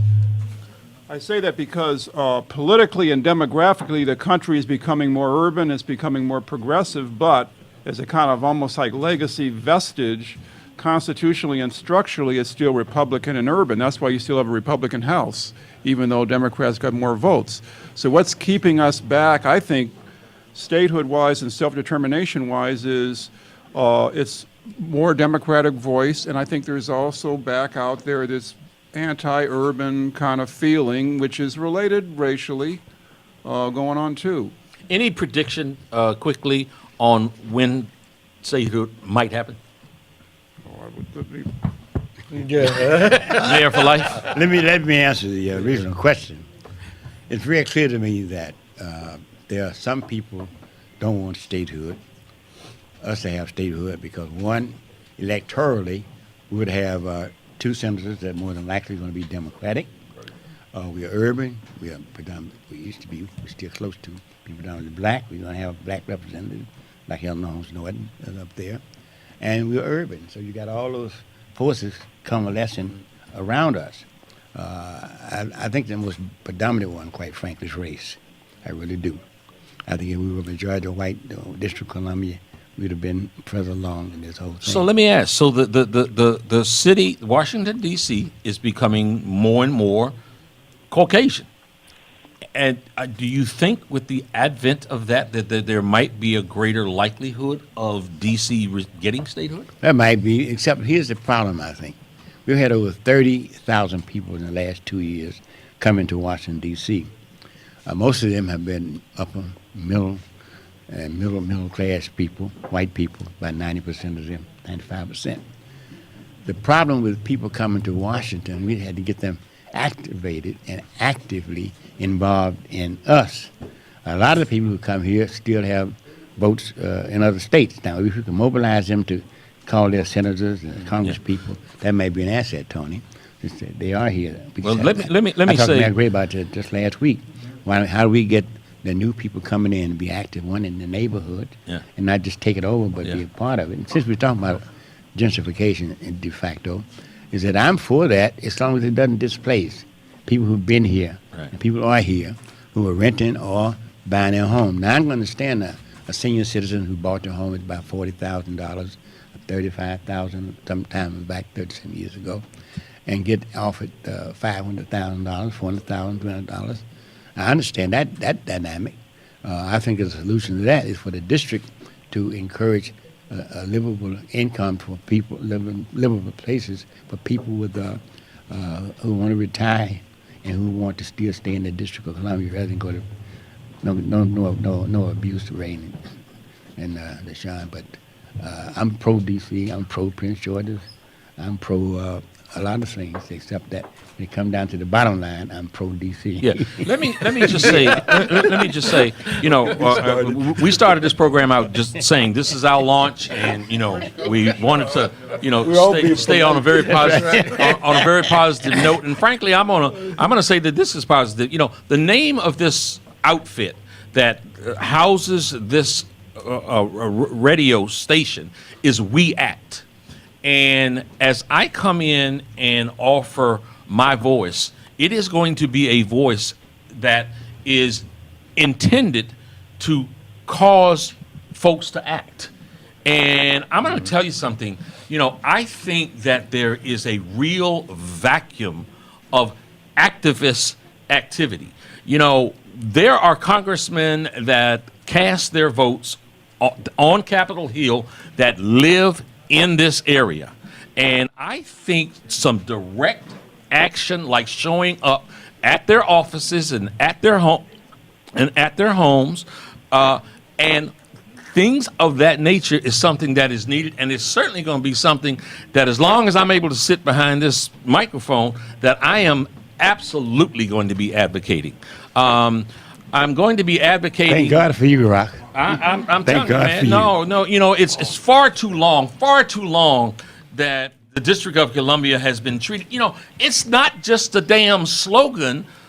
Taxation without representation. It's in my estimation, it is an absurdity. The number of people, I don't want to get on a soapbox, but the number of people that have died in wars, the number of taxes that the District of Columbia residents pay, more than many, many, many states. It is it's democracy. This is the nation's capital, and we don't have democracy being practiced in the nation's capital. Yes, How are we it's a going to go to well-kept some secret. banana republic or some place in Africa and talk about democracy? Well, Rock, there's that's the a problem. certain hypocrisy and absurdity to that, and I'll be speaking about it. Yeah, I think you ought to, Thank you. because there's inconsistency. For you. We do pay more taxes per capita than Alaska, except Alaska. Yep. We do play. We're going to wars. We're good citizens. Have everything. When I think about Washington D.C., I think about the Boston Tea Party, where the people in the new republic, before coming to the republic, they just got tired of it. Tired of England taxing the tea that was grown here. They're not getting any benefits from it, and so we're at the same spot. Well, it's always been interesting to me as a native of the city why we were so slow to be activists. Yeah. I don't know Yes. whether it's the psyche of the Hatch Act, people survive in that federal bureaucracy, primarily the major employer of the city, by being politically correct. Otherwise you could be at risk in terms of losing your very good job. But I think so much of you ask, what would it take to bring it about? It takes the spirit and will of the people. If there were an impatience on the part of the District of Columbia resident about this outrageous arrangement, with media being what it is, it would end. But there has not been that collective impatience. When we got home rule, when there was a level of that collective impatience, and maybe with a new generation or an influx of new players in Washington, individuals who are accustomed to functioning as full citizens in this country, maybe it is possible that they will express that sort of collective impatience once they feel really immersed in the city and claim the city as their home. Sharon, thank you for that. We're just about, we've got some time here. Yes, still. Lorenzo, I wanted to ask you. Yes. Back to National Harbor, back to MGM Grand, and to the extent that I can, for the citizens in this metropolitan area, because what I know is that D.C., Maryland, and Virginia is going to enjoy the benefits of what your company is bringing to National Harbor. Please come out, spend all your money in Prince George's County. We'd appreciate it. Leave a little bit in D.C. now, just a tiny bit. When are the doors going to open? Well, the plan is to have the casino. We still have to go through a competition for the site location, but if we're successful, we plan on building an 800 plus million. When we're successful. Being from here like I am, we got some fellas that can go down and help make sure that All right. we get through that process. But I'm but an $800 million facility, 3,500 jobs, and D.C. Will benefit from that also. Absolutely. Prince George's County will obviously benefit from it. 350, 400 room hotel, plus 17 food and beverage outlets. I mean, it's a phenomenal facility. But $800+ million is what we've designed at this point so far. So we'll be submitting in the RFP, and we will be successful. We've got to be positive about it, and we feel very, very good about the product we're bringing to Prince George's County. Lorenzo, thanks so much for showing up today. We have in studio DC Shadow Senator Paul Strauss. Good Paul, to be here. what we going to do to get statehood, man? Well, I think you're helping by just being here and talking about the issue. You know, we're at a very interesting time in this movement because one of statehood's biggest enemies has been the National Rifle Association. We got a voting rights bill out of the House. We got a voting Would rights it be bill out of the politically Senate. incorrect in the nation's capital for me to say everybody in the NRA or the leadership should all be shot? No, I didn't say that. I didn't say that. That's a joke. But I think at a time when the nation is reevaluating their relationship and their understanding of that institution and the role that they've played, we need to out them as one of the leading opponents of statehood, one of the leading opponents of democracy. And they do it simply because they don't like the way we would advocate on issues for our constituents. And this is a moment that we need to take advantage of. Are you saying out them as in bring Wayne LaPierre out of the closet? Well, I think out them as enemies of democratic rights. You know, they talk about, this is an organization that supposedly is founded to protect constitutional rights, and yet they focus on one amendment, which they misinterpret, and then they work to deny us our First Amendment rights, our Fifth Amendment rights, our 14th Amendment rights. So every important aspect of the Constitution, rights that should be protecting D.C. residents, they're working against.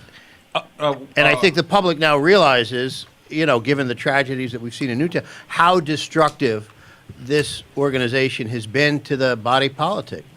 Sharon Baker, aside from the fact that Glenda Moore Wilson lives in Prince George's County, why should residents looking for an area, looking to move to the metropolitan area, why should they choose PG County? For Prince George's County? You know, I think if you're looking for an area that's growing, that has, you know, just think of all the things that the county has to offer. Not only are we bringing MGM down to National Harbor, we're also redeveloping around our metro stations. Thanks to the good work of Mayor Barry, we have a lot of residents that work for not only the federal government, but have good government jobs and good businesses. But I think if you're looking for the growth in the Washington area, it's in Prince George's County. I do believe, you know, we're going to be able to work with the district to expand what you see on 8th Street and U Street and Rhode Island Avenue in the Arts District, all the way over to Prince George's County. So making this really a seamless urban area. So for young people and opportunities, it's right here in the county. Let me say this about statehood real quick. When the governor did his State of the State address this year, Mayor Gray came down. And one of the loudest applause that the governor got was when he introduced the mayor as the governor of New Columbia. And you probably wouldn't have seen that probably 15, 20 years ago. I mean, people would have looked at him like he was crazy if he'd introduced the mayor as that. So you see that, you know, time and effort, and I think people are understanding that we're all part of this Washington region, and we, as the district goes, so do we all. But we love Prince George's County. I'd love to see people, you know, move to Prince George's County. I think we have a lot to offer. You know, Mayor Barry, if you want to send some folks our way, we'll take them. Well, I'll tell you this. Especially if they have high incomes. The idea of Prince George's County and the district sort of forming a good coalition is very exciting to me, because we want to try to attract people to this region first. That's the idea of coming. And two, we are the nation's capital. And all of us feel very proud of it, whether we live in Washington or not. We are proud to be the nation. I'm proud of the nation's capital, even though it has a defect in it in terms of statehood, et cetera. So I think we just all come together. Some people would like to live in an intense urban area like we have here. Some people like to live in a little sprawling area to some extent, like Prince George's County. And then you have, you know, enclaves of Mitchellvilles and others that are there. You know, on the other hand, you know, we have the U Street area now is going fast to newcomers and Shaw. and some parts of Georgetown, some parts of Foggy Bottoms, and et cetera. So we all have our attractions, and we just have to work together to help people make a choice in terms of coming to Prince George's County. I mean, I'm supposed to be for everything in Washington because I'm elected from people in Washington, but on the other hand, I recognize, particularly as black people, we have an opportunity to have this metropolitan area with Prince George's in the district. Prince George's County is already the most income-wise richest county in America. It's majority black. That's a good asset. We need to get some.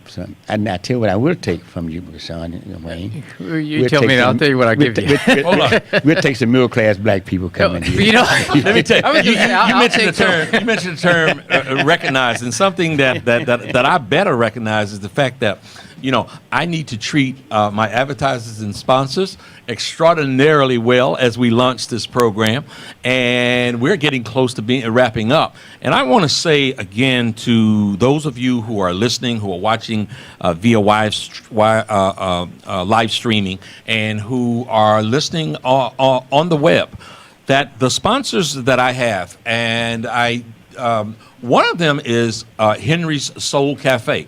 The three sponsors that I have right now, Henry's Soul Cafe and the MGM Grand National Harbor, MGM, and Pohanka.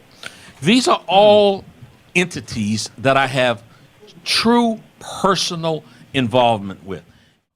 So in that vein, we have folks that were so patient to stay with us. Our guests, what would have been the 9 o'clock hour, is Shawn and Andrea Fine, winner of this year's Academy Award. You see these Oscars right here?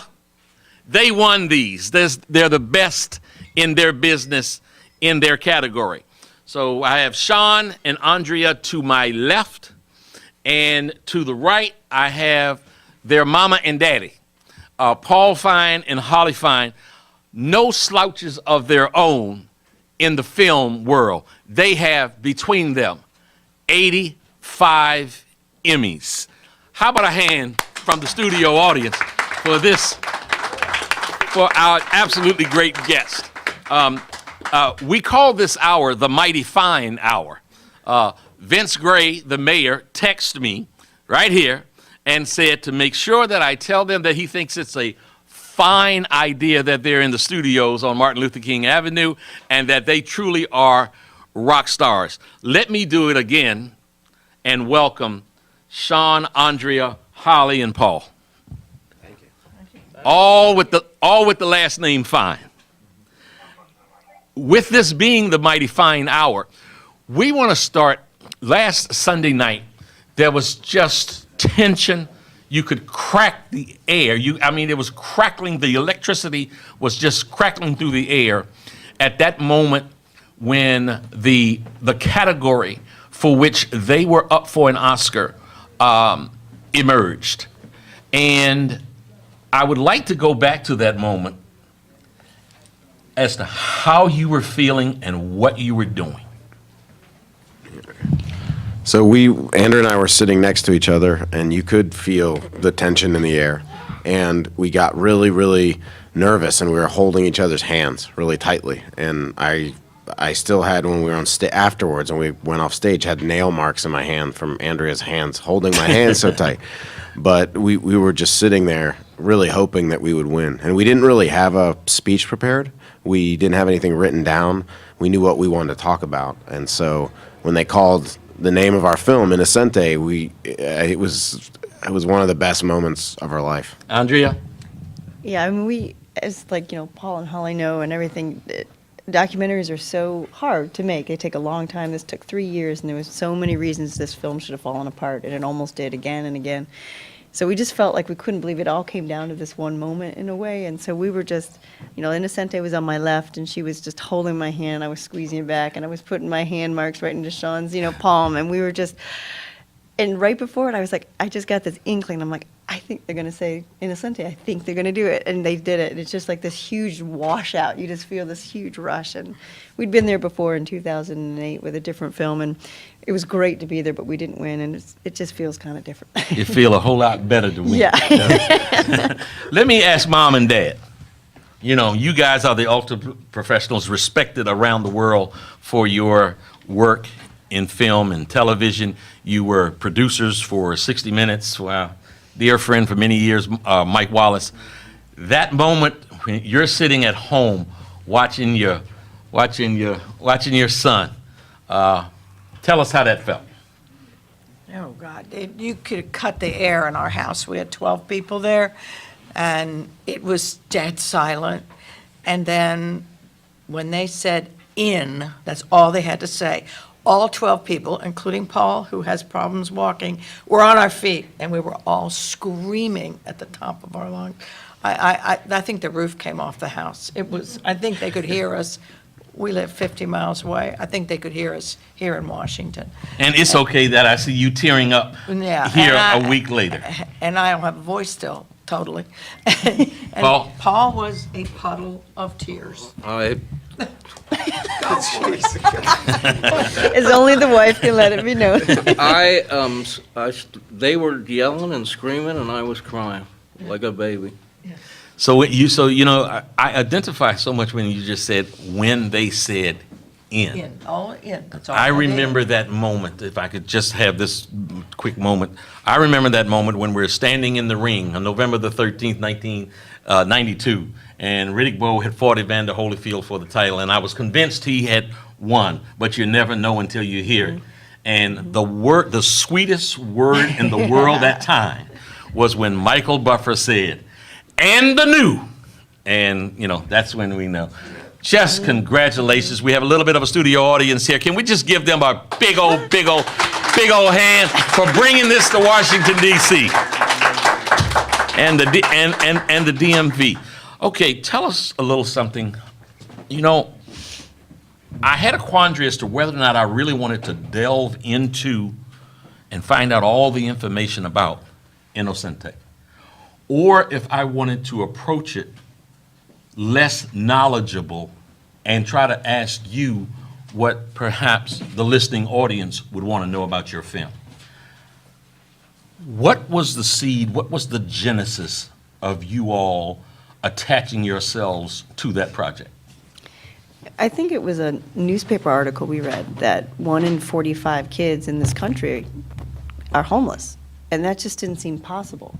I mean, I just started thinking of like the average, we've got 2 little kids, and the average classroom has about 22, 24 kids in it, and that meant, you only get through 2 classrooms before one of those kids are homeless. And it just, when you think about the sheer number of that, it just seemed impossible.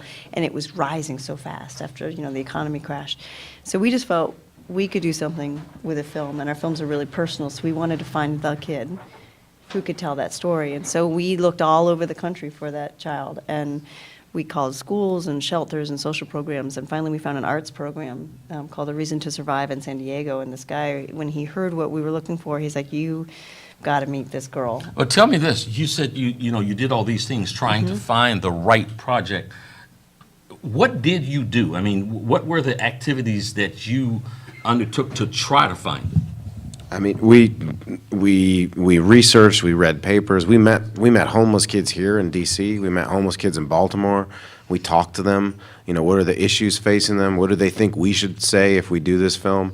We tried to find the right kid that could express to the world what it feels like to be homeless. And so we scoured the country, and we probably know every homeless activist in the entire United States. And what we felt after our research was that a lot of these kids don't want to be known. It's kind of a silent issue, because who wants to go to school and be like, "Hey, I'm homeless"? Right, and so what we thought was we should find an artist, because artists express themselves. So an artist must be expressing something about being homeless in their art. And that led us to this art program in San Diego, who said, "You got to meet Innocente." Wow. Mom and Dad, they're looking to do a film, a documentary on homeless children. You never stop being a mom, you never stop being a dad. What did you guys think about the idea? I mean, were you thinking, what the hell are they doing? Are they going to be able to make this? Are they going to be able to monetize it? Are they going to be able to pay their bills by being able to, doing something like this? How did you guys feel about them seeking the project? Well, I always knew that they would do a beautiful job. They do just a wonderful job on any project they work on. Innocente, tell us about that little giant.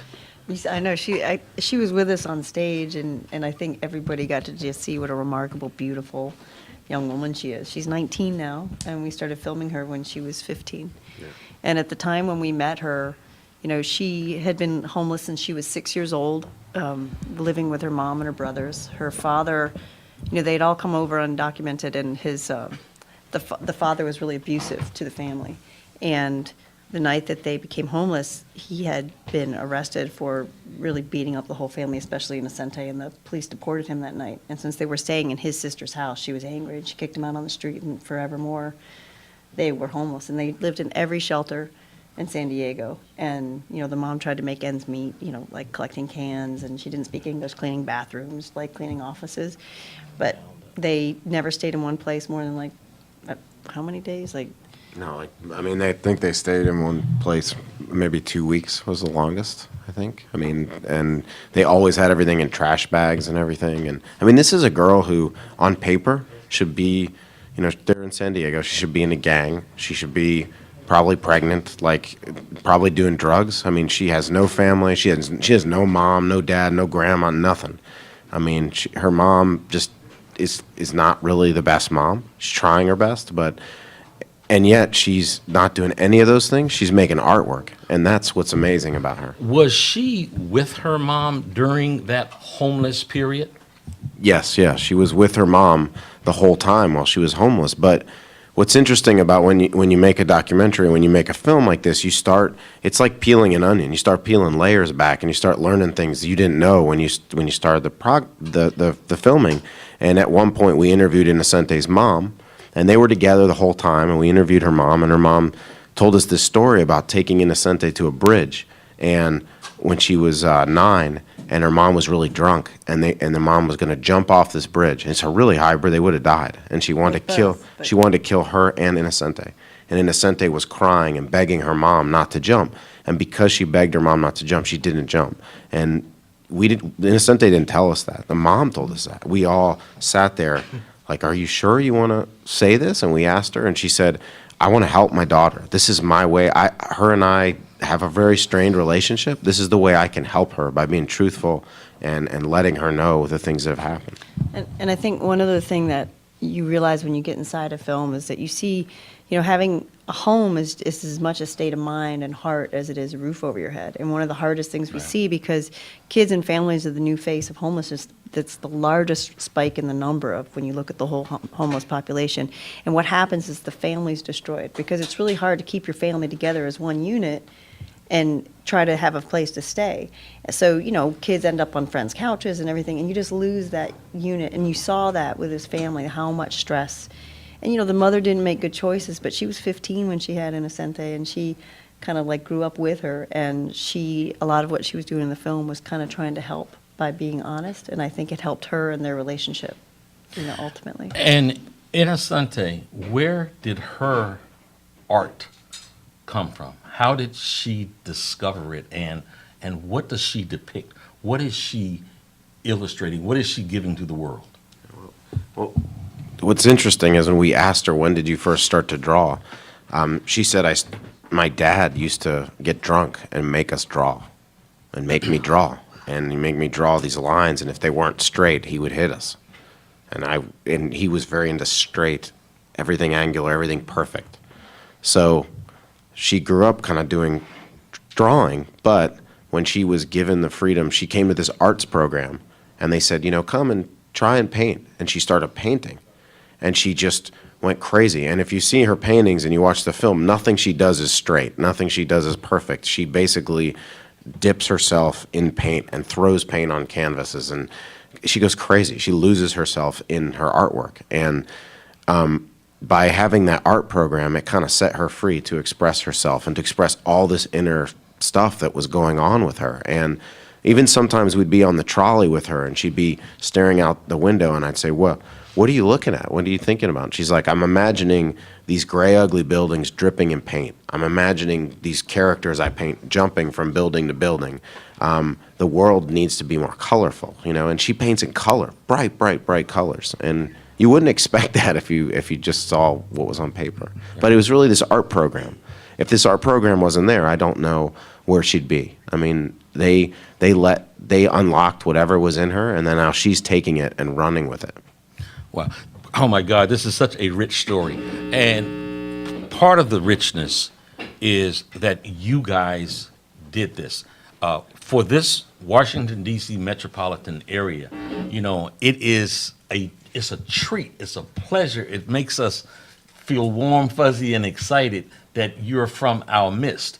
You're very much from the midst, and you were a huge Washington pro football fan. Yeah. And it was my understanding that you had a wonderful tuxedo on. But under that tuxedo, you had a special pair of RG3 socks. Yeah. Can we get a visual of those socks? What does that say? No pressure, no diamond? Yep. No pressure, no diamond. RG3 socks in the house here at the Rock Newman Show at 1480 AM on your AM dial.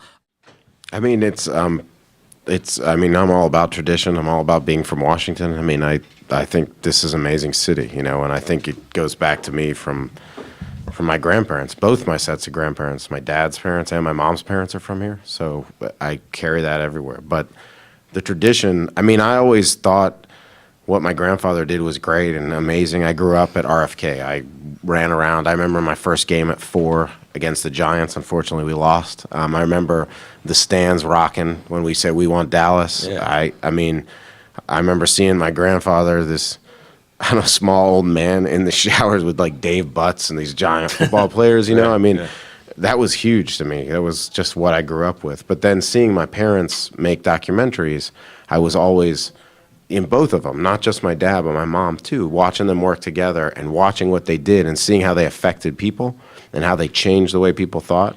It was like, it was really fascinating. And I was like, wow, I really like this. I loved photography. I wanted to try documentaries. And when I went to NYU for a semester and I started trying to make films. And I remember working on one film for 72 hours and not sleeping and finishing it and coming out of that room and thinking, this is the best thing I've ever done.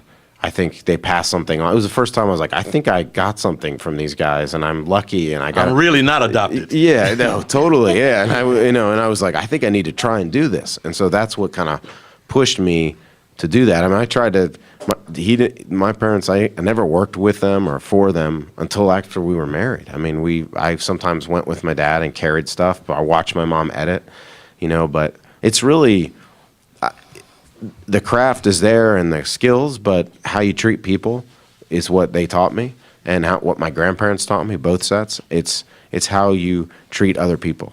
You listen to them. You treat them as human beings, especially in this day and age where everything is so fast and people don't care about people as much as I think they should. Right. And so to stop and sit down and listen and connect with someone, that's kind of what I feel is the thing they've taught me, and I hope I can pass that on to my boys as well.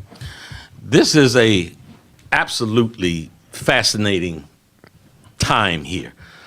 I'm in studio with Academy Award-winning, Oscar winners, Sean and Andrea Fine, and their mom and daddy, Paul and Holly Fine. Holly, if you would sit up towards the mic here for a moment. I've gotten to know you guys over the course of what is now 20 years. What made you fall in love with your husband? Oh, my God. Well, I think it had something to do with filmmaking. We were at Channel 7, which was WMAL back in those days. There's a punchline there. It sure wasn't the love making; it was the filmmaking. True. So I had to fight to get Well, all right, okay, we're not going there. We're not going to that story. Dirty old man. Yeah. But we were working on a couple projects, and it just seemed so much fun to work together. And from there, the love started, and I think that's it. And I mean, I'm in awe because they are also, I mean, it is really fun to work with your husband. Most people tell me, and I don't think you guys, I don't know if we fought a lot. We fought a lot over projects. We really did. Both of us are strong and pig-headed, and, you know, maybe me a little more. And we did We'd be in the editing room, and I'd be sitting there, and I'd watch her cut the film, you know, or video or whatever, and pull the shot out. It was my favorite shot. And I said, why are you doing? And then the fighting would start, and then people that work with us would peel off out of the room. Yeah, right. And just leave and go somewhere else because they were scared. Let you guys get ready to rumble. But we left that at the door when we left. Well, okay. Pretty much. Sean, did we? That's quite an art itself. Okay, Anyway. you know, at the risk of asking a question that's going to sound self-serving, I'm going to ask it anyhow. You guys produced a piece for 60 Minutes that was hosted by Mike Wallace on me. Why? I never asked you. I've never in 20 Have you years ever asked you listened to why. yourself, Rock? You're a character, and that's what we were looking for. We always were looking for great We went characters. to meet you and a boxer we thought we were doing a piece on, and we walked out of the meeting saying, we're not doing Riddick, we're doing Rock. Yeah. I'll take it. I'll take Yeah. it. I'll take it. You know, someone told me and said, "You mean to tell me you're cooperating with 60 Minutes, Mike Wallace?" This person, who's a prominent member in Washington D.C., would then and now said, "You know, if someone from 60 Minutes came to me and told me that they were going to do a piece on me, I'd say, hold on a minute. Let me go upstairs and blow my brains out." That's how feared Mike Wallace was. Well, no. And the reporting of 60 Minutes. But it was a great experience. You all got to meet my mom, and kind of we got to know each Mike other. loved your mom. Boy, he flirted with your He mom. did. Not only my mom, he flirted with my wife. Oh, Now, yeah. Now the big problem is my wife repeatedly flirted back with him. Every time he'd say, "How's Rock?" and "How's that wife of his?" That's he right. loved your. Yeah. Sean, we're gonna reverse this. What made you fall in love with Andrea? I mean, you know, you're only human. That's Yeah. one reason. Yeah, well, look at her first of all. That's right. So that's one reason, and then the second reason is filmmaking too. We just sat and talked about. It was one that we were kind of flirting a while. We both worked at National Geographic, and so we were both working there.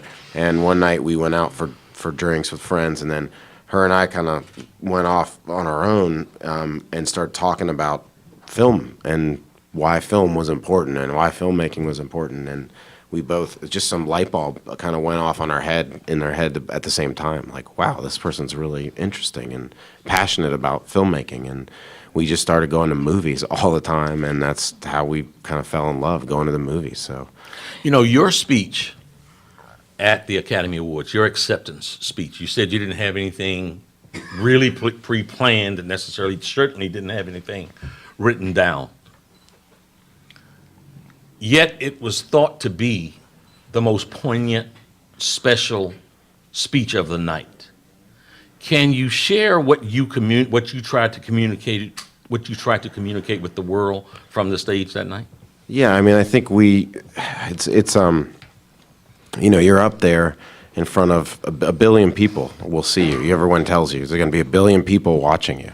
So all these things are running through our heads, and to be honest, we didn't want to be the typical documentary people that get up there and say this thing that doesn't really change anyone, and everyone rolls their eyes and doesn't pay attention. But we also had Innocente with us, and I think she kind of fueled our passion to get this message out, which is that here we are in this whole room of artists, some of the most celebrated artists in the world, and we're celebrating art in this room. Yet at the same time, we're cutting in the United States all our art programs. No, I mean, I know this from my kids' public schools. There's no art in their. Listen up, world. Listen up, radio world. Those of you watching around the world on www.rocknewmanshow.com, Listen up, please. Because without art, a lot of us wouldn't be here. I wouldn't be. I mean, filmmaking is an art. And so what better stage than this to tell people art is important. Look what it's done for this girl. This girl was homeless a year ago, and art has saved her. And she's now a productive member of society, inspiring other kids, inspiring others, creating great things. And that's from art. That's from something we're cutting everywhere and not supporting anywhere. And both Andrew and I feel like that needs to stop. That's just an important issue. I mean, America is built on artists. I think we have some of the most amazing artists, whether they be musicians or filmmakers. So we need to support those things. What's in the pipeline for you guys? I mean, let me ask you this. So you win. So you win this award, and I know it's been a whirlwind since then. You know, you get interviewed by major publications around the world. Does that automatically, or do you start attracting folks who want to fund other kind of projects? Or, how are you going to proceed now? Well, I think we're excited about this new chapter. This does open doors for you in a way. I mean, it also sort of honors that the kinds of work that you do, the sort of choices that you make of what's important as subject matters, whether it's about, kids in war or artists or, the overcoming challenges, that it's important for everybody. So this coming year in the fall, we have a film on HBO called Life According to Sam. And that's a really amazing family that we filmed. And it's about a boy who when he was 2, he was diagnosed with one of the rarest diseases in the world, and it rapidly ages the body. And so his parents were told, I'm sorry, there's nothing we can do, there's no cure or treatment, and you'll lose him when he's 13, is the average age of death. So they're both doctors, and they set out to try to cure him, and other kids like them. So we follow that film when we meet him when he's 13, and they're starting their first drug trial. So we're really excited about that. And when is that going to be airing? It's in the fall on HBO.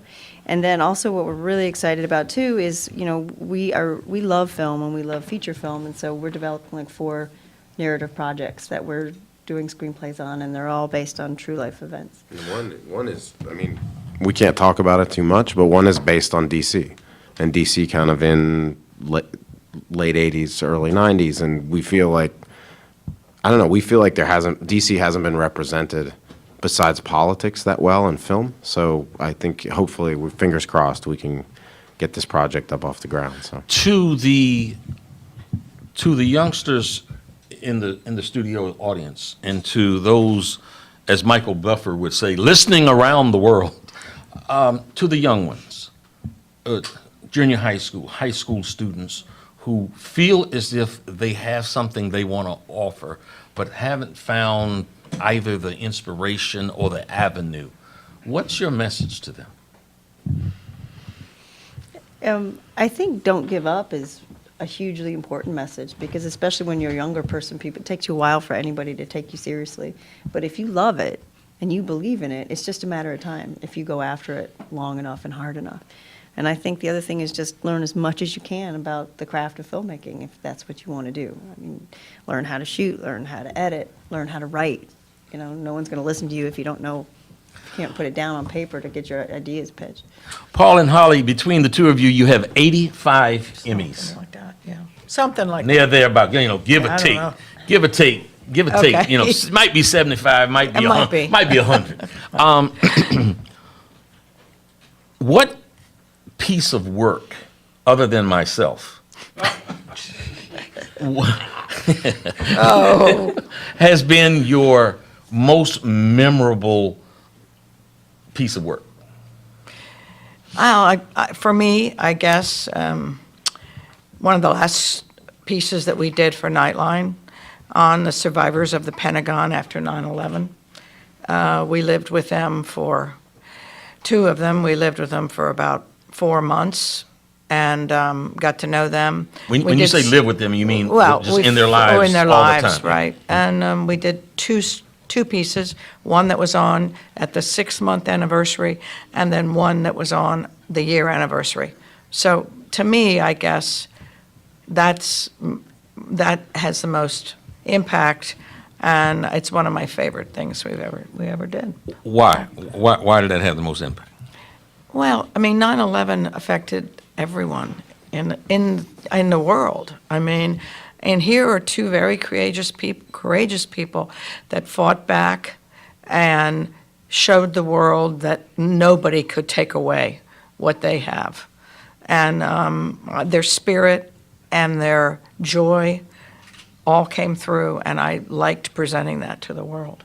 Yeah. Paul, other than myself, who's the most fascinating person you've ever met? I know the one I loved a lot, besides you, Rock. Okay. Was Ray Charles. Ray Charles. Probably the best time. I had a really good time with him. I mean, we laughed. Is it times you can talk about on a family radio station? I can talk about it without talking about it. Okay. We followed him everywhere he agreed. I was this far from him all the time. He heard the camera running. He knew I was there.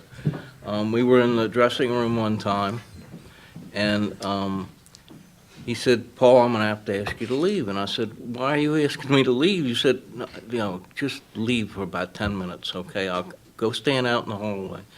So me and the crew go out in the hallway. The next thing I know, one of the Raylettes is coming into his dressing room. I figured they're going to rehearse or something. Or something. And 10 minutes later, she comes out and Ray says, "Come on in, Paul." And I said, "Oh, what, were you rehearsing? What was going on?" And he says, "No, I have to have a little loving before every concert, and it gives me good luck and builds me up." And I said, "You're full of On the family radio station. Oh my! But I swore he could see. I told him he was a liar. I thought he could see. The way he acted, moved, all his movements were that of a seeing person. Well, then we were in his apartment filming, and one of the crew used the bathroom, and he always kept the seat up, and he went to sit down. You know, he comes out there yelling, "Yeah, you gotta put." I don't know if the seat was up or down or whatever, but they put the seat the wrong way. He was really mad. He's like, "You don't understand. I'm blind. I keep it one way, and then I know how it is." You know. Welcome back to the Rock Newman Show. Let me do a little piece of business before we get back to our guests. Oscar winners Sean and Andrea Fine and their mom and dad, Paul and Holly Fine, and a very special guest that just joined us here, Kim Worthy, who was District of Columbia Teacher of the Year. And I'll show you how I'm going to weave that in. That's the stuff we do here at the Rock Newman Show. We make things happen. I want to talk for a moment about the MGM Grand National Harbor. I want to give voice to the idea that project is a phenomenal project for this region, not just for Prince George's County. We're going to have in Prince George's County the premier entertainment gaming complex on the East Coast. And those of you within my listening audience that can hear me, please do everything you can to support, to help, to make sure that project comes to fruition. The MGM Grand has been a phenomenal gaming industry. It is the biggest and the best in the business. If you want fun and enjoyment until that happens, and you want to go to Detroit or any of their other locations in Las Vegas, you will be just blessed with the best service, the best gaming experience in your life. And let me put a period there and go to our second sponsor advertiser, who is the best in the business at what they do. And that is the good folks at Pohanka. I could talk in general about the Pohanka group. Jack Pohanka, who has been in my life since I was 22 years old, gave me my first job out of college, and has been nothing short of a gentleman and a mentor since. And someone else who has ownership in that business is Scott Crabtree, who's been like a big brother. They have the number one Lexus dealership, the number one Acura dealership in the area. They have Chevrolet, they have Honda, they have Hyundai. if you want singularly the best deal on any car, go to Pohanka. Before going to Pohanka, I'm going to give you a number. Take this number down, and this number will authorize you to get the best deal on a car in the world. It's 702-393-1822. Give that number to you one more time. 702-393-1822. For all of your automobile needs, Pohanka has the answer. And especially when it comes to service, they're open 7 days a week, 7 o'clock in the morning until 11 o'clock at night. You don't need any appointments. You just go in and get taken care of like you're an Oscar winner. Back to the conversation at hand. Giving you the real on everything from politics, sports, and common everyday life issues. This is The Rock Newman Show. A lot of people like to do a lot of drinking on the holidays. And, you know, God bless you. God bless you. Drink all you like. Just don't drive. When I did a radio show 30 years ago, I just want everybody to understand this is not some Johnny-come-lately, attitude that I have. When I had a radio show 30 years ago, I was an advocate for very harsh penalties for drunk and impaired driving. No mercy. No mercy. You get up behind a wheel of a car and you're drunk or you're drug impaired, it is like having a pistol and waving it around with your eyes closed. And victims are in your path because you don't know what you're doing. And if you want to take the liberty to drink and then drive and be in a position of being impaired where you can take body, limb, or life, no mercy. Put you in jail and throw away the key. You're no different. You're no different than someone with a pistol in your hand that's killing people. So that is my very clear position on drunk driving. We now return to The Rock Newman Show. Hi, Grandpa. We're in Kingman. I love you. Tomorrow I'm off school on Monday. I love you. Happy New Year.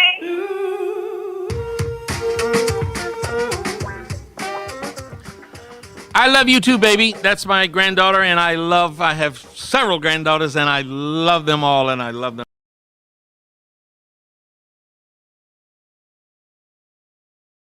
Let me give out the number here today, Saturday, March the 16th, 2013. You're listening to The Rock Newman Show on We Act Radio. We have a subject that I think that I might anticipate that you'd be interested in, and I'd like to hear your thoughts about what we're going to be talking about this hour.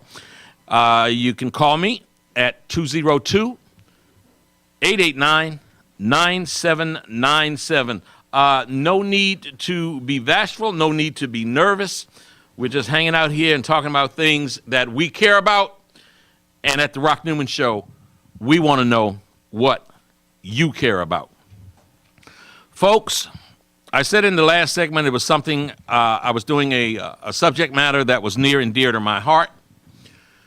This is a matter that we're going to talk, the matter that we're going to talk about this hour is something that, let's see, this is 2013, 1993, so about 20, I grew up. For those of you who can see that are watching around the world at www.rocknewman.com or www.weactradio.com, I grew up a fan of the burgundy and gold. I grew up in Brandywine, Maryland. I was an insane Washington pro football team fan. because I grew up in Maryland, I also loved Johnny Unitas as a player for the Baltimore Colts, but I was just an insane fan of Washington's pro football team. And in 1993, I had a conversation with a lady named Kathy Hughes, who she and her husband, back in the late 70s, early 80s, founded WOL Radio. And WOL, as the history will show you, has become Radio 1, a powerhouse in the strongest urban radio network in the country. And Kathy started to share with me information about the nickname of Washington's pro football team. And it was a horror story.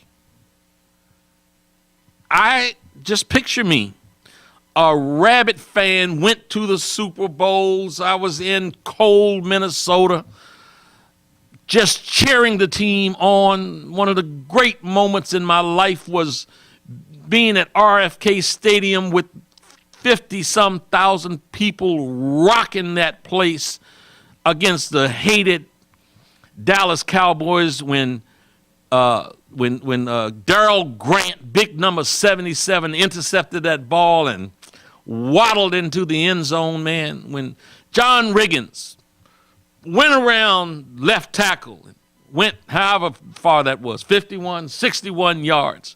No happier moments in my life. And then I started to become aware of the nickname, Redskins.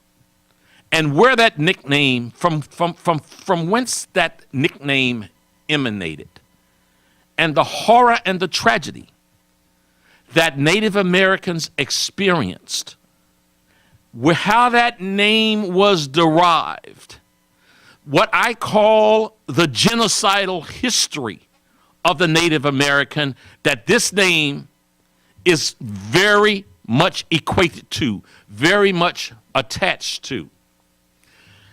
And over a period of months, I went from a rabid, insane, loving fan of this team and the name to understanding that it wasn't right. Now, you know, the Washington Redskins have had some colorful owners, to put it mildly. George Preston Marshall, who is probably the most famous of the owners of the Redskins, was an avowed racist. And just so you know, the subject matter today, I do a production sheet. And for those of you that can see, it says Redskins, and I have an X marked through it. And I have folks in studio who can address this issue. But as I did in the last subject, I want to personalize this. You know, I've seen a lot of commentary. I've seen a lot of writing. There have been a lot of people that have talked about this particular subject. And, you know, it's done so with very, you know, with a very cerebral approach. You know, they look at the legal aspects of how maybe they can force the organization to take away the name. But I want to make an appeal to the one single individual who has the power to demonstrate some leadership, to demonstrate some character, to demonstrate some real integrity, to demonstrate that you truly care about the fans of the metropolitan Washington area, to demonstrate that you care about your organization and the people that work for your organization, the people that play for your organization. And that is an appeal to the owner, Dan Snyder. Mr. Snyder, I applaud your brilliance as a businessman. You are a marketing genius. I sit and admire the incredible moves that you make as a businessman. I don't think they're always fan friendly because you seem to gouge the customer for every single penny that you can get. And, you know, maybe it would be okay if you had $1 billion instead of $1.2 billion. But that's okay. Well, you know, I'm not going to put too much thought into that. Where I do put the thought and where my passion is so very strong, Mr. Snyder, is that you show a reprehensible arrogance. You show a disdain for decency and what is right. I will appeal to you, Mr. Snyder. Get off of your high horse and those idiotic, stupid defenses that you and everyone in your organization, and I'm talking about Bruce Allen now, because I just read a comment from Bruce Allen when he was asked the question, well, how would you feel, Mr. Allen, if the team was called the Colored Skins? And after a long pause, according to Mike Wise, who will be joining us momentarily, Mr. Allen said, I don't know. And on the Redskins website, it says something like 81 or 88 other teams in the country have that name. So what? You're in the nation's capital, what is supposed to be the beacon of democracy. And you perpetrate a racial slur, Mr. Snyder. I want to ask the question, for those of you who are fans, black, white, yellow, and otherwise, let's make this real, because on the Rock Newman Show, you're going to get it real. I would say to you, to my black brothers and sisters, how would you like it if the team was called the Nigger Skins? To my Chicano brothers and sisters, how would you like it if it was called the Gook Skins? To my white brothers and sisters, how would you like it if it was called the Poor White Crackers or the Redneck Skins? To my Jewish brothers and sisters, how would you like it if it was called the Kike Skins? You think it's just a name? You talk about honoring, that you're honoring the Native Americans. I've got Native Americans that are sitting with me right now, born Native Americans who have been fighting against injustice all of their lives, Mr. Snyder. Listen to these people, Mr. Snyder. I have Dr. Susan Harjo, who has given her life trying to get a little bit of equality for Native American people. Got Robert Holden, Native American, who's given his life to the fair treatment of natives. And you, Mr. Snyder, in your ivory tower, look down your nose and have the unmitigated gall to say you're honoring the native people. You are a liar and you are a hypocrite. And we will not rest at this microphone until a decision is made to change the racist, genocidal, disrespectful name. This is the Rock Newman Show. Let's start where it really started, and that was back in February. Video was leaked of Lil Wayne's that had Lil Wayne talking about beating the private parts of a female the way that Emmett Till was beaten. I don't know if it gets any more vulgar or disrespectful than that. That was in February. In March, come the lyrics from Rick Ross and another rapper, hip-hop artist named Rocco, that says, the song is called You Don't Even Know, if I'm saying that properly. Donnie, you might be able to help me out with that in a minute, but you don't even know. Pretty close. You ain't know. You ain't know. You don't even know. And Rick Ross, the one of the humongous belly and even bigger breastises, talks about putting a Molly in a lady's champagne, and she ain't know. And then he talks about going home and enjoying her, and she ain't know.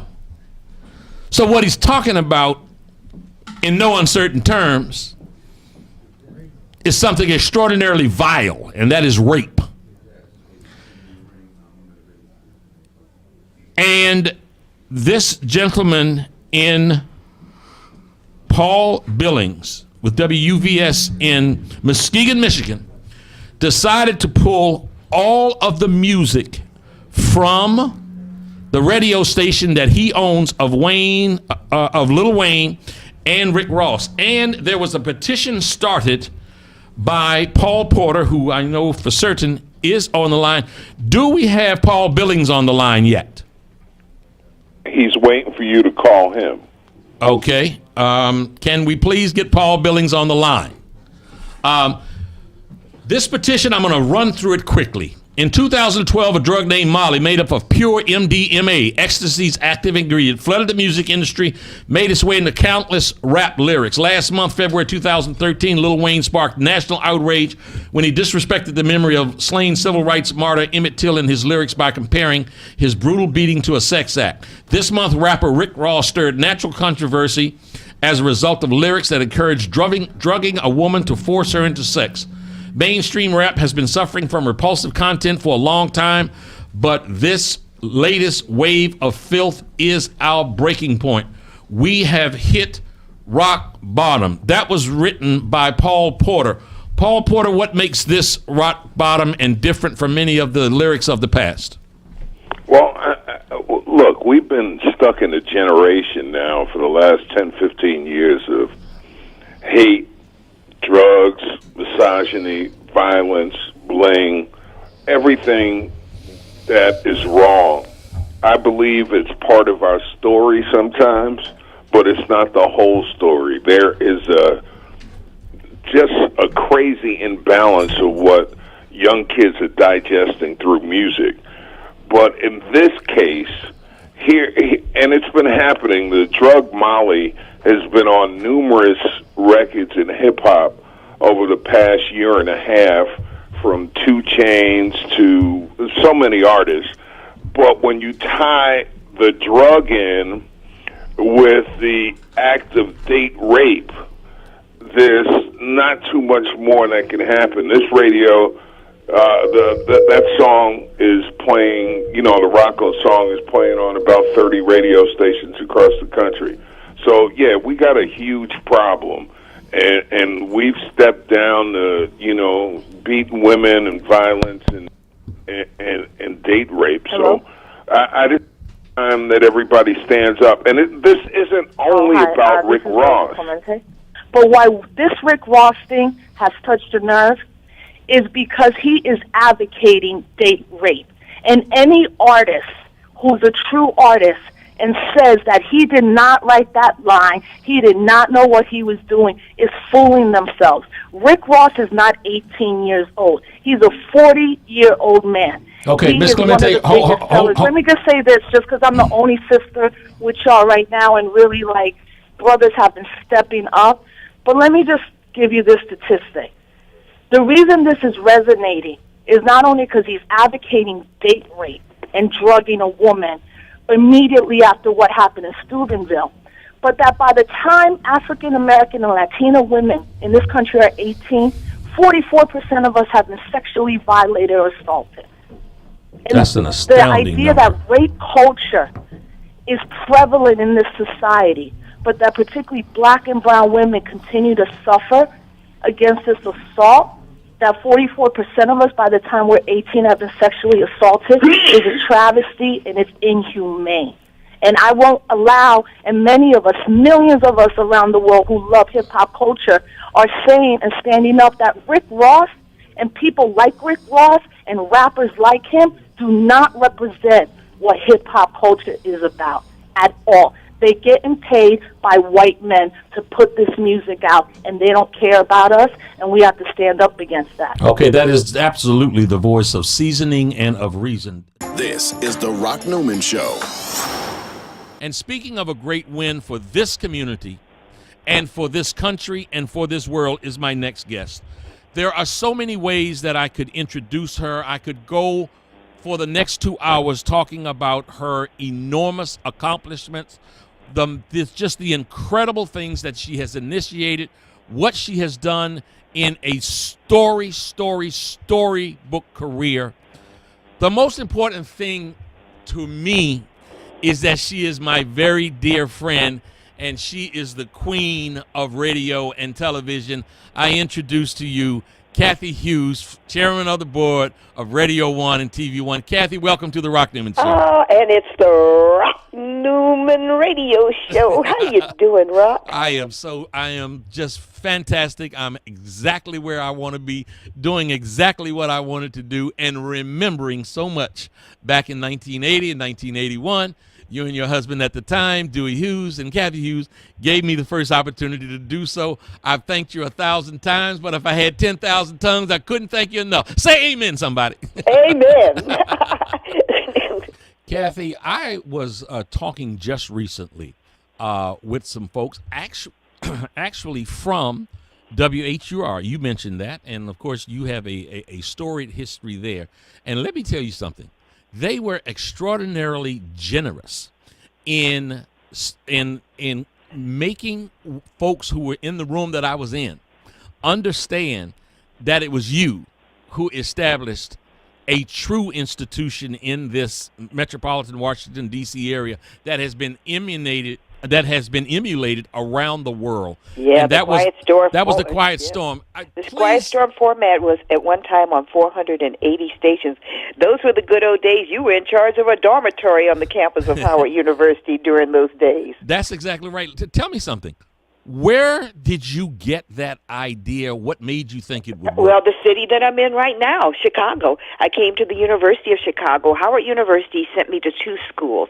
One was Harvard for a broadcast management 6-week course, because when they asked me to become the first woman general manager of a radio station in the nation's capital, of a broadcasting facility, radio or television at that time, I was honest with them. I said, I'd love the opportunity, but I don't know if I know everything I need to know. So they sent me to Harvard for 6 weeks for a management training session. Thank God for that, because I've used what I learned there for all of these years, not just to forward WHUR and Howard, but also my own company.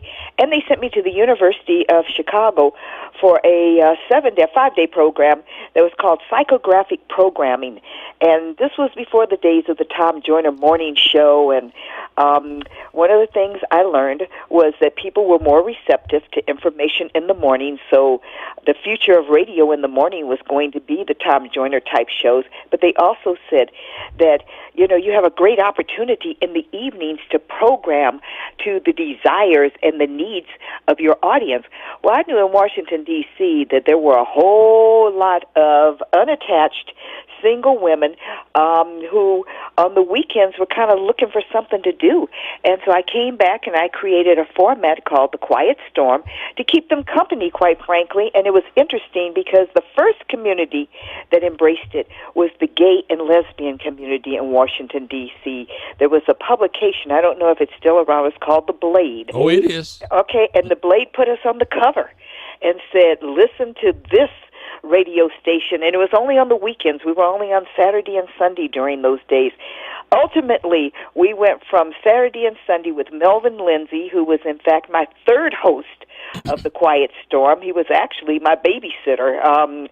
He was my intern during the day and helped me with Alfred in the evenings and on the weekends. And when my host, Don Roberts, decided that he was going to leave during the format and go into television. He got a job at a television station in Baltimore. I had no one to go on the air. And people used to love Melvin's style because he wouldn't open the mic. He was terrified. The reason Melvin Lindsay would only say good evening and welcome to the quiet storm. The next time you heard from Melvin Lindsay was when he was saying good night. I'm Melvin Lindsay. Thank you for listening to the quiet storm. Was because in between he was so terrified, but he did a great job working with me selecting the music. Well, ultimately that format ended up being on 487 radio stations, and I had been unsuccessful in convincing Howard to license it. They could have made billions of dollars by now. But thank God, there's always, when a door closes, a window opens. It was what made me determined to go into business for myself. You brought some individuals, and what was your big advertiser's name? First time we had ever had a car dealership. It was Pohanka, and guess what? Pohanka. They are a anchor, Pohanka sponsor and advertiser of the Rock Newman Show on this radio station right now. Oh, my God. You know what? Thank God for them. All right. How was that for being coming full cycle? Oh, my goodness. I mean, how wonderful is that? And, it opened doors to individuals that had never been on the radio with black folks before. And it's always been a challenge for us. And that the challenge now isn't as much in advertising as it is in technology, quite frankly, because now everybody thinks they're a disc jockey. Everyone thinks that they should have a talk show. Everyone thinks that they should be on radio or on television. I mean, YouTube, when you have people, millions of hits on a YouTube video, I mean, television networks wish that they could instantaneously get a couple million hits on something, okay? And sometimes it's as basic and elementary as an Asian doing what he considers a hip-hop, imitation, yeah, right, okay? Right, all right. Millions and millions and millions of people watching it. Now, I'm in studio. We're doing this by phone. I'm going to hold you to that. You got to come in studio for an entire hour. We're live streamed around the world so that everybody can not only just hear you, but they can see you and feel all your wisdom also. I can't wait to come in, and I loved what you were saying about National Harbor Place. You are absolutely correct. You were saying that, it was the MGM, MGM National Harbor, absolutely. But let me say to you, it's not just remarkable for the D.C. area. That's remarkable for the entire United States. That's going to be it's important to Washington D.C.'s future growth and development as the monuments are. Absolutely, and that the MGM would come in here and invest what now is possibly going to be $1 billion is something just phenomenal, and it's something that I think we should all appreciate, respect, and applaud. Yep, absolutely. Rock, I love you. Give Dee Dee my love. Tell her I can't wait to see her and get the book and get her featured on Hello Beautiful. Thank you so much. Love you too. Bye-bye. Bye-bye.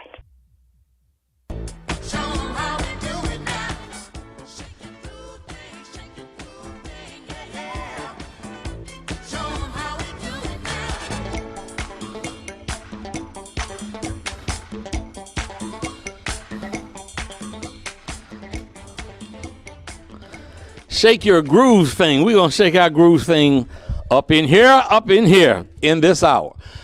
Folks, as I said at the top of the show, April is the month in which Marvin Gaye came into this world, and it's the month that he departed this world. And as a DC institution and as an international legend, we here at React Radio, in our small way, want to pay some tribute and honor to one of the greatest musicians to ever grace this planet. That was Marvin Gaye. And Washington, D.C. has a rich history. Marvin Gaye was a Washingtonian, and he influenced many, many generations. And he influenced some of the individuals who are who happen to be in the studio right now. People who, on their own, went out and made a mark on this world in the music world. And I am just honored and blessed to have in studio with me Sandra Beers, who was with the Jewels, Mark Green is on his way, as I understand it, who was with the Moments. Skip Mahoney and the Casuals with that unmistakable sound. Ron Harris to his left, who is a bit of a musicologist, we'll call it, a music aficionado, let's call him that. And Herb Green from Peaches and Herb. As a child, I said Herb Green, Herb Fame. Herb Fame, I so remember as a child hearing what I will describe. Hold on. Did I say Green again? Hold up. No. You said you remember as a child, as a little Yeah, boy. yeah, hold up. As a little boy when you was a grown-up man. Hold up. You know, I remember as a college student at Howard University, when you was a real grown-up man. Oh, yeah? Okay. I remember going to a concert, and there were, I think the Dramatics were there, and the Soul Children, and all those kind of folks. And, man, all of a sudden, Skip Mahoney and the Casuals came out, and y'all was singing. You were singing, you were harmonizing, and then you just broke out in that unforgettable voice. And I've always been a music lover. I grew up 1/4 mile. I'm a call a name that I know all of you know oh too well. I grew up 1/4 of a mile from this place. I used to sit out on my back porch every Saturday night and hear the legends from the industry who at that time couldn't perform at Constitution Hall. They couldn't perform at the Warner Theater. There's a place called Wilmer's Park. Oh, yeah. So I've been a music lover. It's in my DNA. So I'm watching this concert, and Skip Mahoney and the group was harmonizing, and then Skip, you break out and just go on and hit that signature. Wherever you go, Yes. I will follow.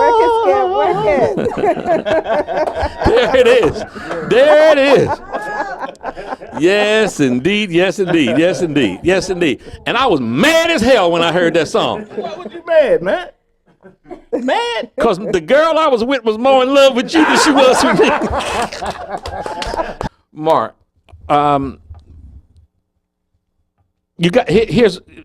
here's what I want to ask you.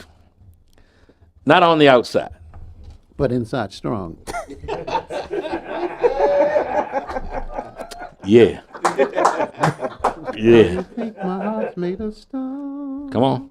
And when you're near me, there's no reaction. Well, you're wrong.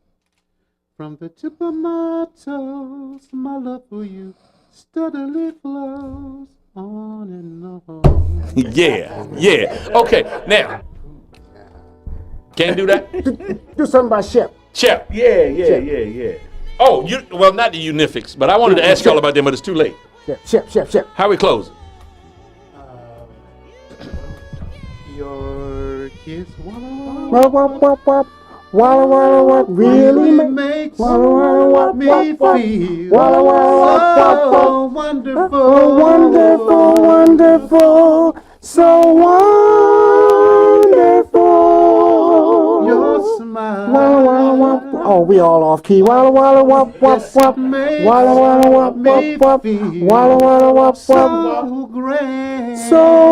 grand. And wrap it up. So grand. Wrap it up with Billy Stewart. Let's wrap it up with Billy Stewart. In the park, waiting for you.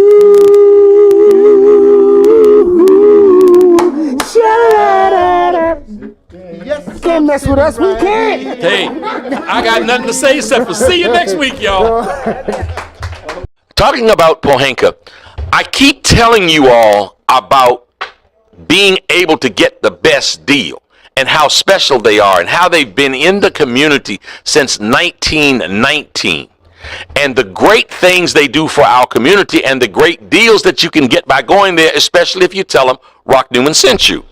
I said earlier, heartfelt sincerity. I mean that. I want to give you an example now. The gentleman who is sitting to my right and to the viewing public's left is a gentleman by the name of Mr. Murray.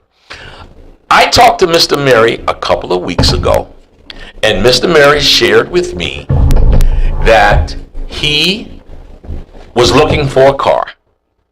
But at this particular time, Mr. Murray is 74 years old. Yes, sir. 74 years old. He told me that he had to look for a used car because he had never had a new one. He told me that, he had run into some difficulties and he really didn't have a down payment. That's true. And that he was very concerned about what had happened with his credit. And he was very sad in thinking that he really couldn't get a car. I called up the folks at Pohanka and said one of our listeners had been referred to us by salesperson extraordinaire, and she ain't even getting paid, Jennifer Hamilton, who's in studio here with us, that one of the people that she works with the DC government wanted a car, and I gave them the situation. So they said they hooked us up with a salesperson and said, bring him over. He went over to Pohanka, and Mr. Murray, I want to let you take the story from there. Okay, thank you. First of all, I want to thank my co-worker for introducing me to you. I'm about to retire in the next month, and I thought that maybe I'll try to get me a new car to retire with. Yeah. And knowing that I really... And you had never in your life had a new car? No. Right. Okay. And so I thought I didn't know if it was possible. But after going to Paul Hanker and sitting down with a young lady, Delphine. Delphine Wilkes. Delphine Wilkes, right. Okay. Oh, wow. Was she great? I was there quite a while, but before I left there, I had a car. And I am so happy and to thank God and that I'm able to say to all of you that Paul Hanker is a business that if you just go there, you just feel the warmth and the help that they can that they will help you with in order for you to accomplish what you want. Steve, we want to bring this to life. We truly, wanted to bring to life what I've been saying here. And this is such an example of someone who thought that there might not even be able to get a car, but left with a smile on your face and a brand new car. Congratulations, Mr. Murray. I'm very happy for you. Thank you, Mr. Nell. Happy retirement and enjoy that Pohanka automobile. Thank you, sir. God bless you. God bless you. This is the Rock Newman Show.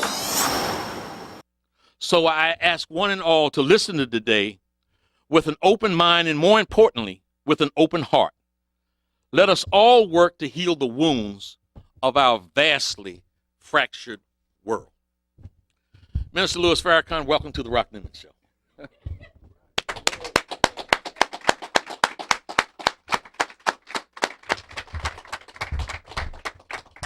What a marvelous way to open our dialogue today. I don't think we could have had a better opening to set the proper stage for proper and righteous dialogue. I am grateful to Almighty God for our brother Rock Newman, for his show, for his marvelous character, for this building in which we are engaged in dialogue, and the community in which this building has this radio station. I pray that the words that come from our lips and the meditation of our hearts will be acceptable not only to our listeners and watchers, but acceptable to God Himself, who is the author of all truth and the source of all goodness. Thank you so much for the honor, the privilege, and the pleasure to be your guest this morning. Thank you so much. Do you have a pitchfork? Where is your pitchfork? Well, I'll tell you. I don't have a pitchfork, but I do have a sword. And if you look at the shape of a tongue, it's like a sword. And when that tongue is filled with truth, and that truth is allowed to enter the hearts and minds of those who are deprived of truth, then that sword of truth will be the instrument that God will use to set his people free. So Jesus said, "You shall know the truth, and the truth shall set you free." But the scripture also says, how can they know except they have a teacher? And how can they have a teacher except he be sent? Sent by whom? So if the enemy who enslaved us has sent us our teachers, no wonder we're still singing, "We shall overcome." But when God sends you a teacher with that truth that will set you free, then we will be able to say like Dr. King, "Free at last, free at last. Thank God Almighty, somebody has told the truth, and now we're free at last." Free at last. Minister, what I do here, let me share. Again, I approach this microphone and my radio show most times in a way that I would like to have our listeners learn about, understand, and see for themselves and make their interpretations about who my guests are, what they have to say, what their beliefs are, what their deeds and actions have deemed them to be. And in order to do that, I typically, and I would like to do it this morning with you, and that's sort of go all the way back. And I'm going to, I will even attempt to take you back before you were born. Because if I heard the story correctly, even your birth, being born, was controversial. And so if we could go all the way back, I typically ask my guests, tell me your first recollection as a child. But because I've heard the story of the controversy of your birth, I'd like to start there. Wow. Okay. Well, all of us have stories that we can tell of things that surrounded our coming to life in this world. My father was a handsome man from Jamaica in the British West Indies, and my mother was an exceedingly strong and beautiful black woman from the island of St. Kitts. They met, they married. His name was Percival Clark, and he was, as a handsome man, a philanderer. And my mom, at one point, threw him out of the house. And evidently she still loved him because she kept his name as her married name until she became a Muslim follower of the Honorable Elijah Muhammad. But during the time that my mother got rid of my father, another beautiful black man came into her life. His name was Louis Walcott. He was from the beautiful island of Barbados.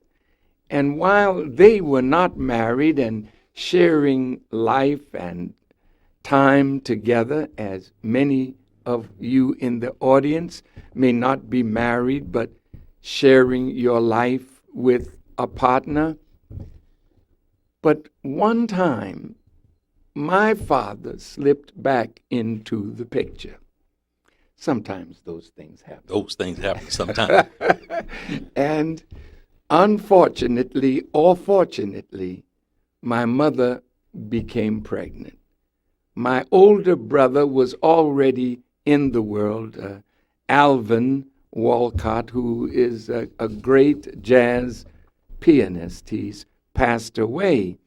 And so now my mom is pregnant, and she's with Mr. Walcott, and Mr. Clark, my dad, is hitting and running.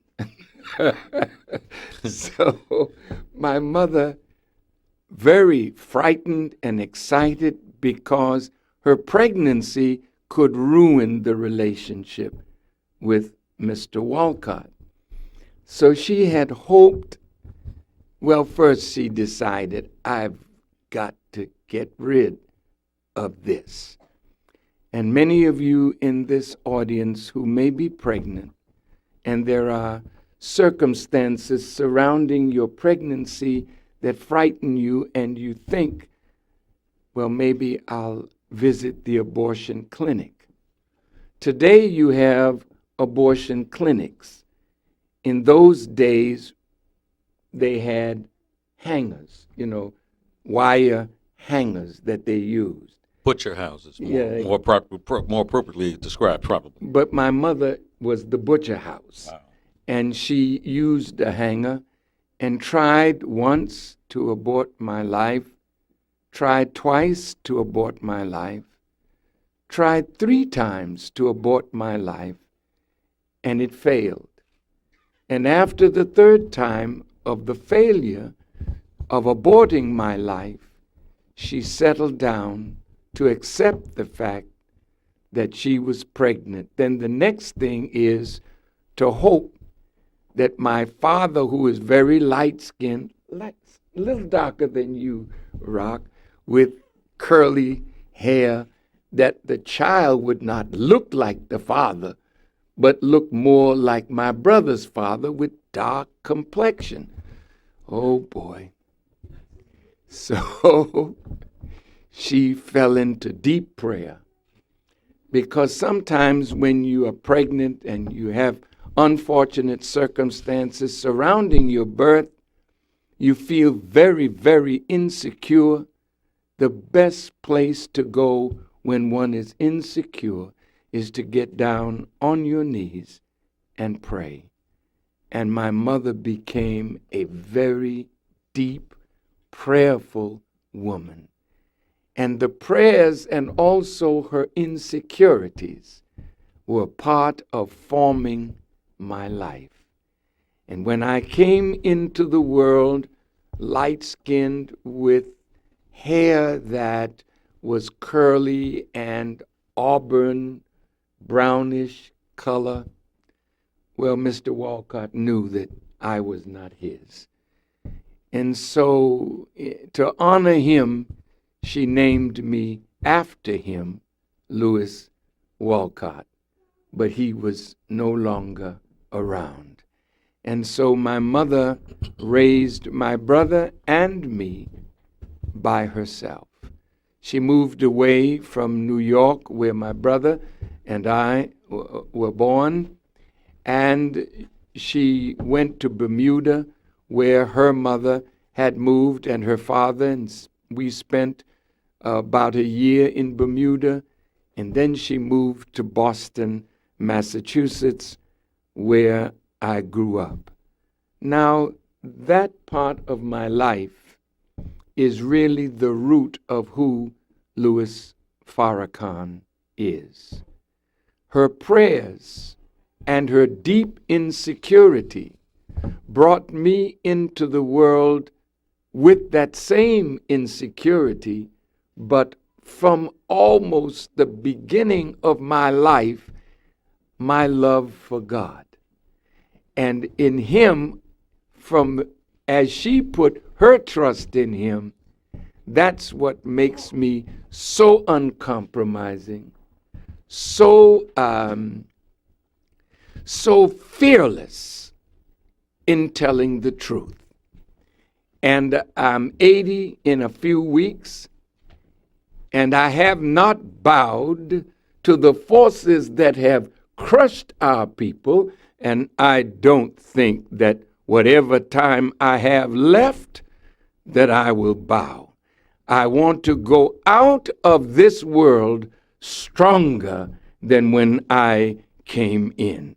Thanks to my mother, thanks to my father, thanks to the circumstances of my birth, and in my growth, searching for God and searching for somebody to lead black people out of our oppressed and wretched condition, I started my journey.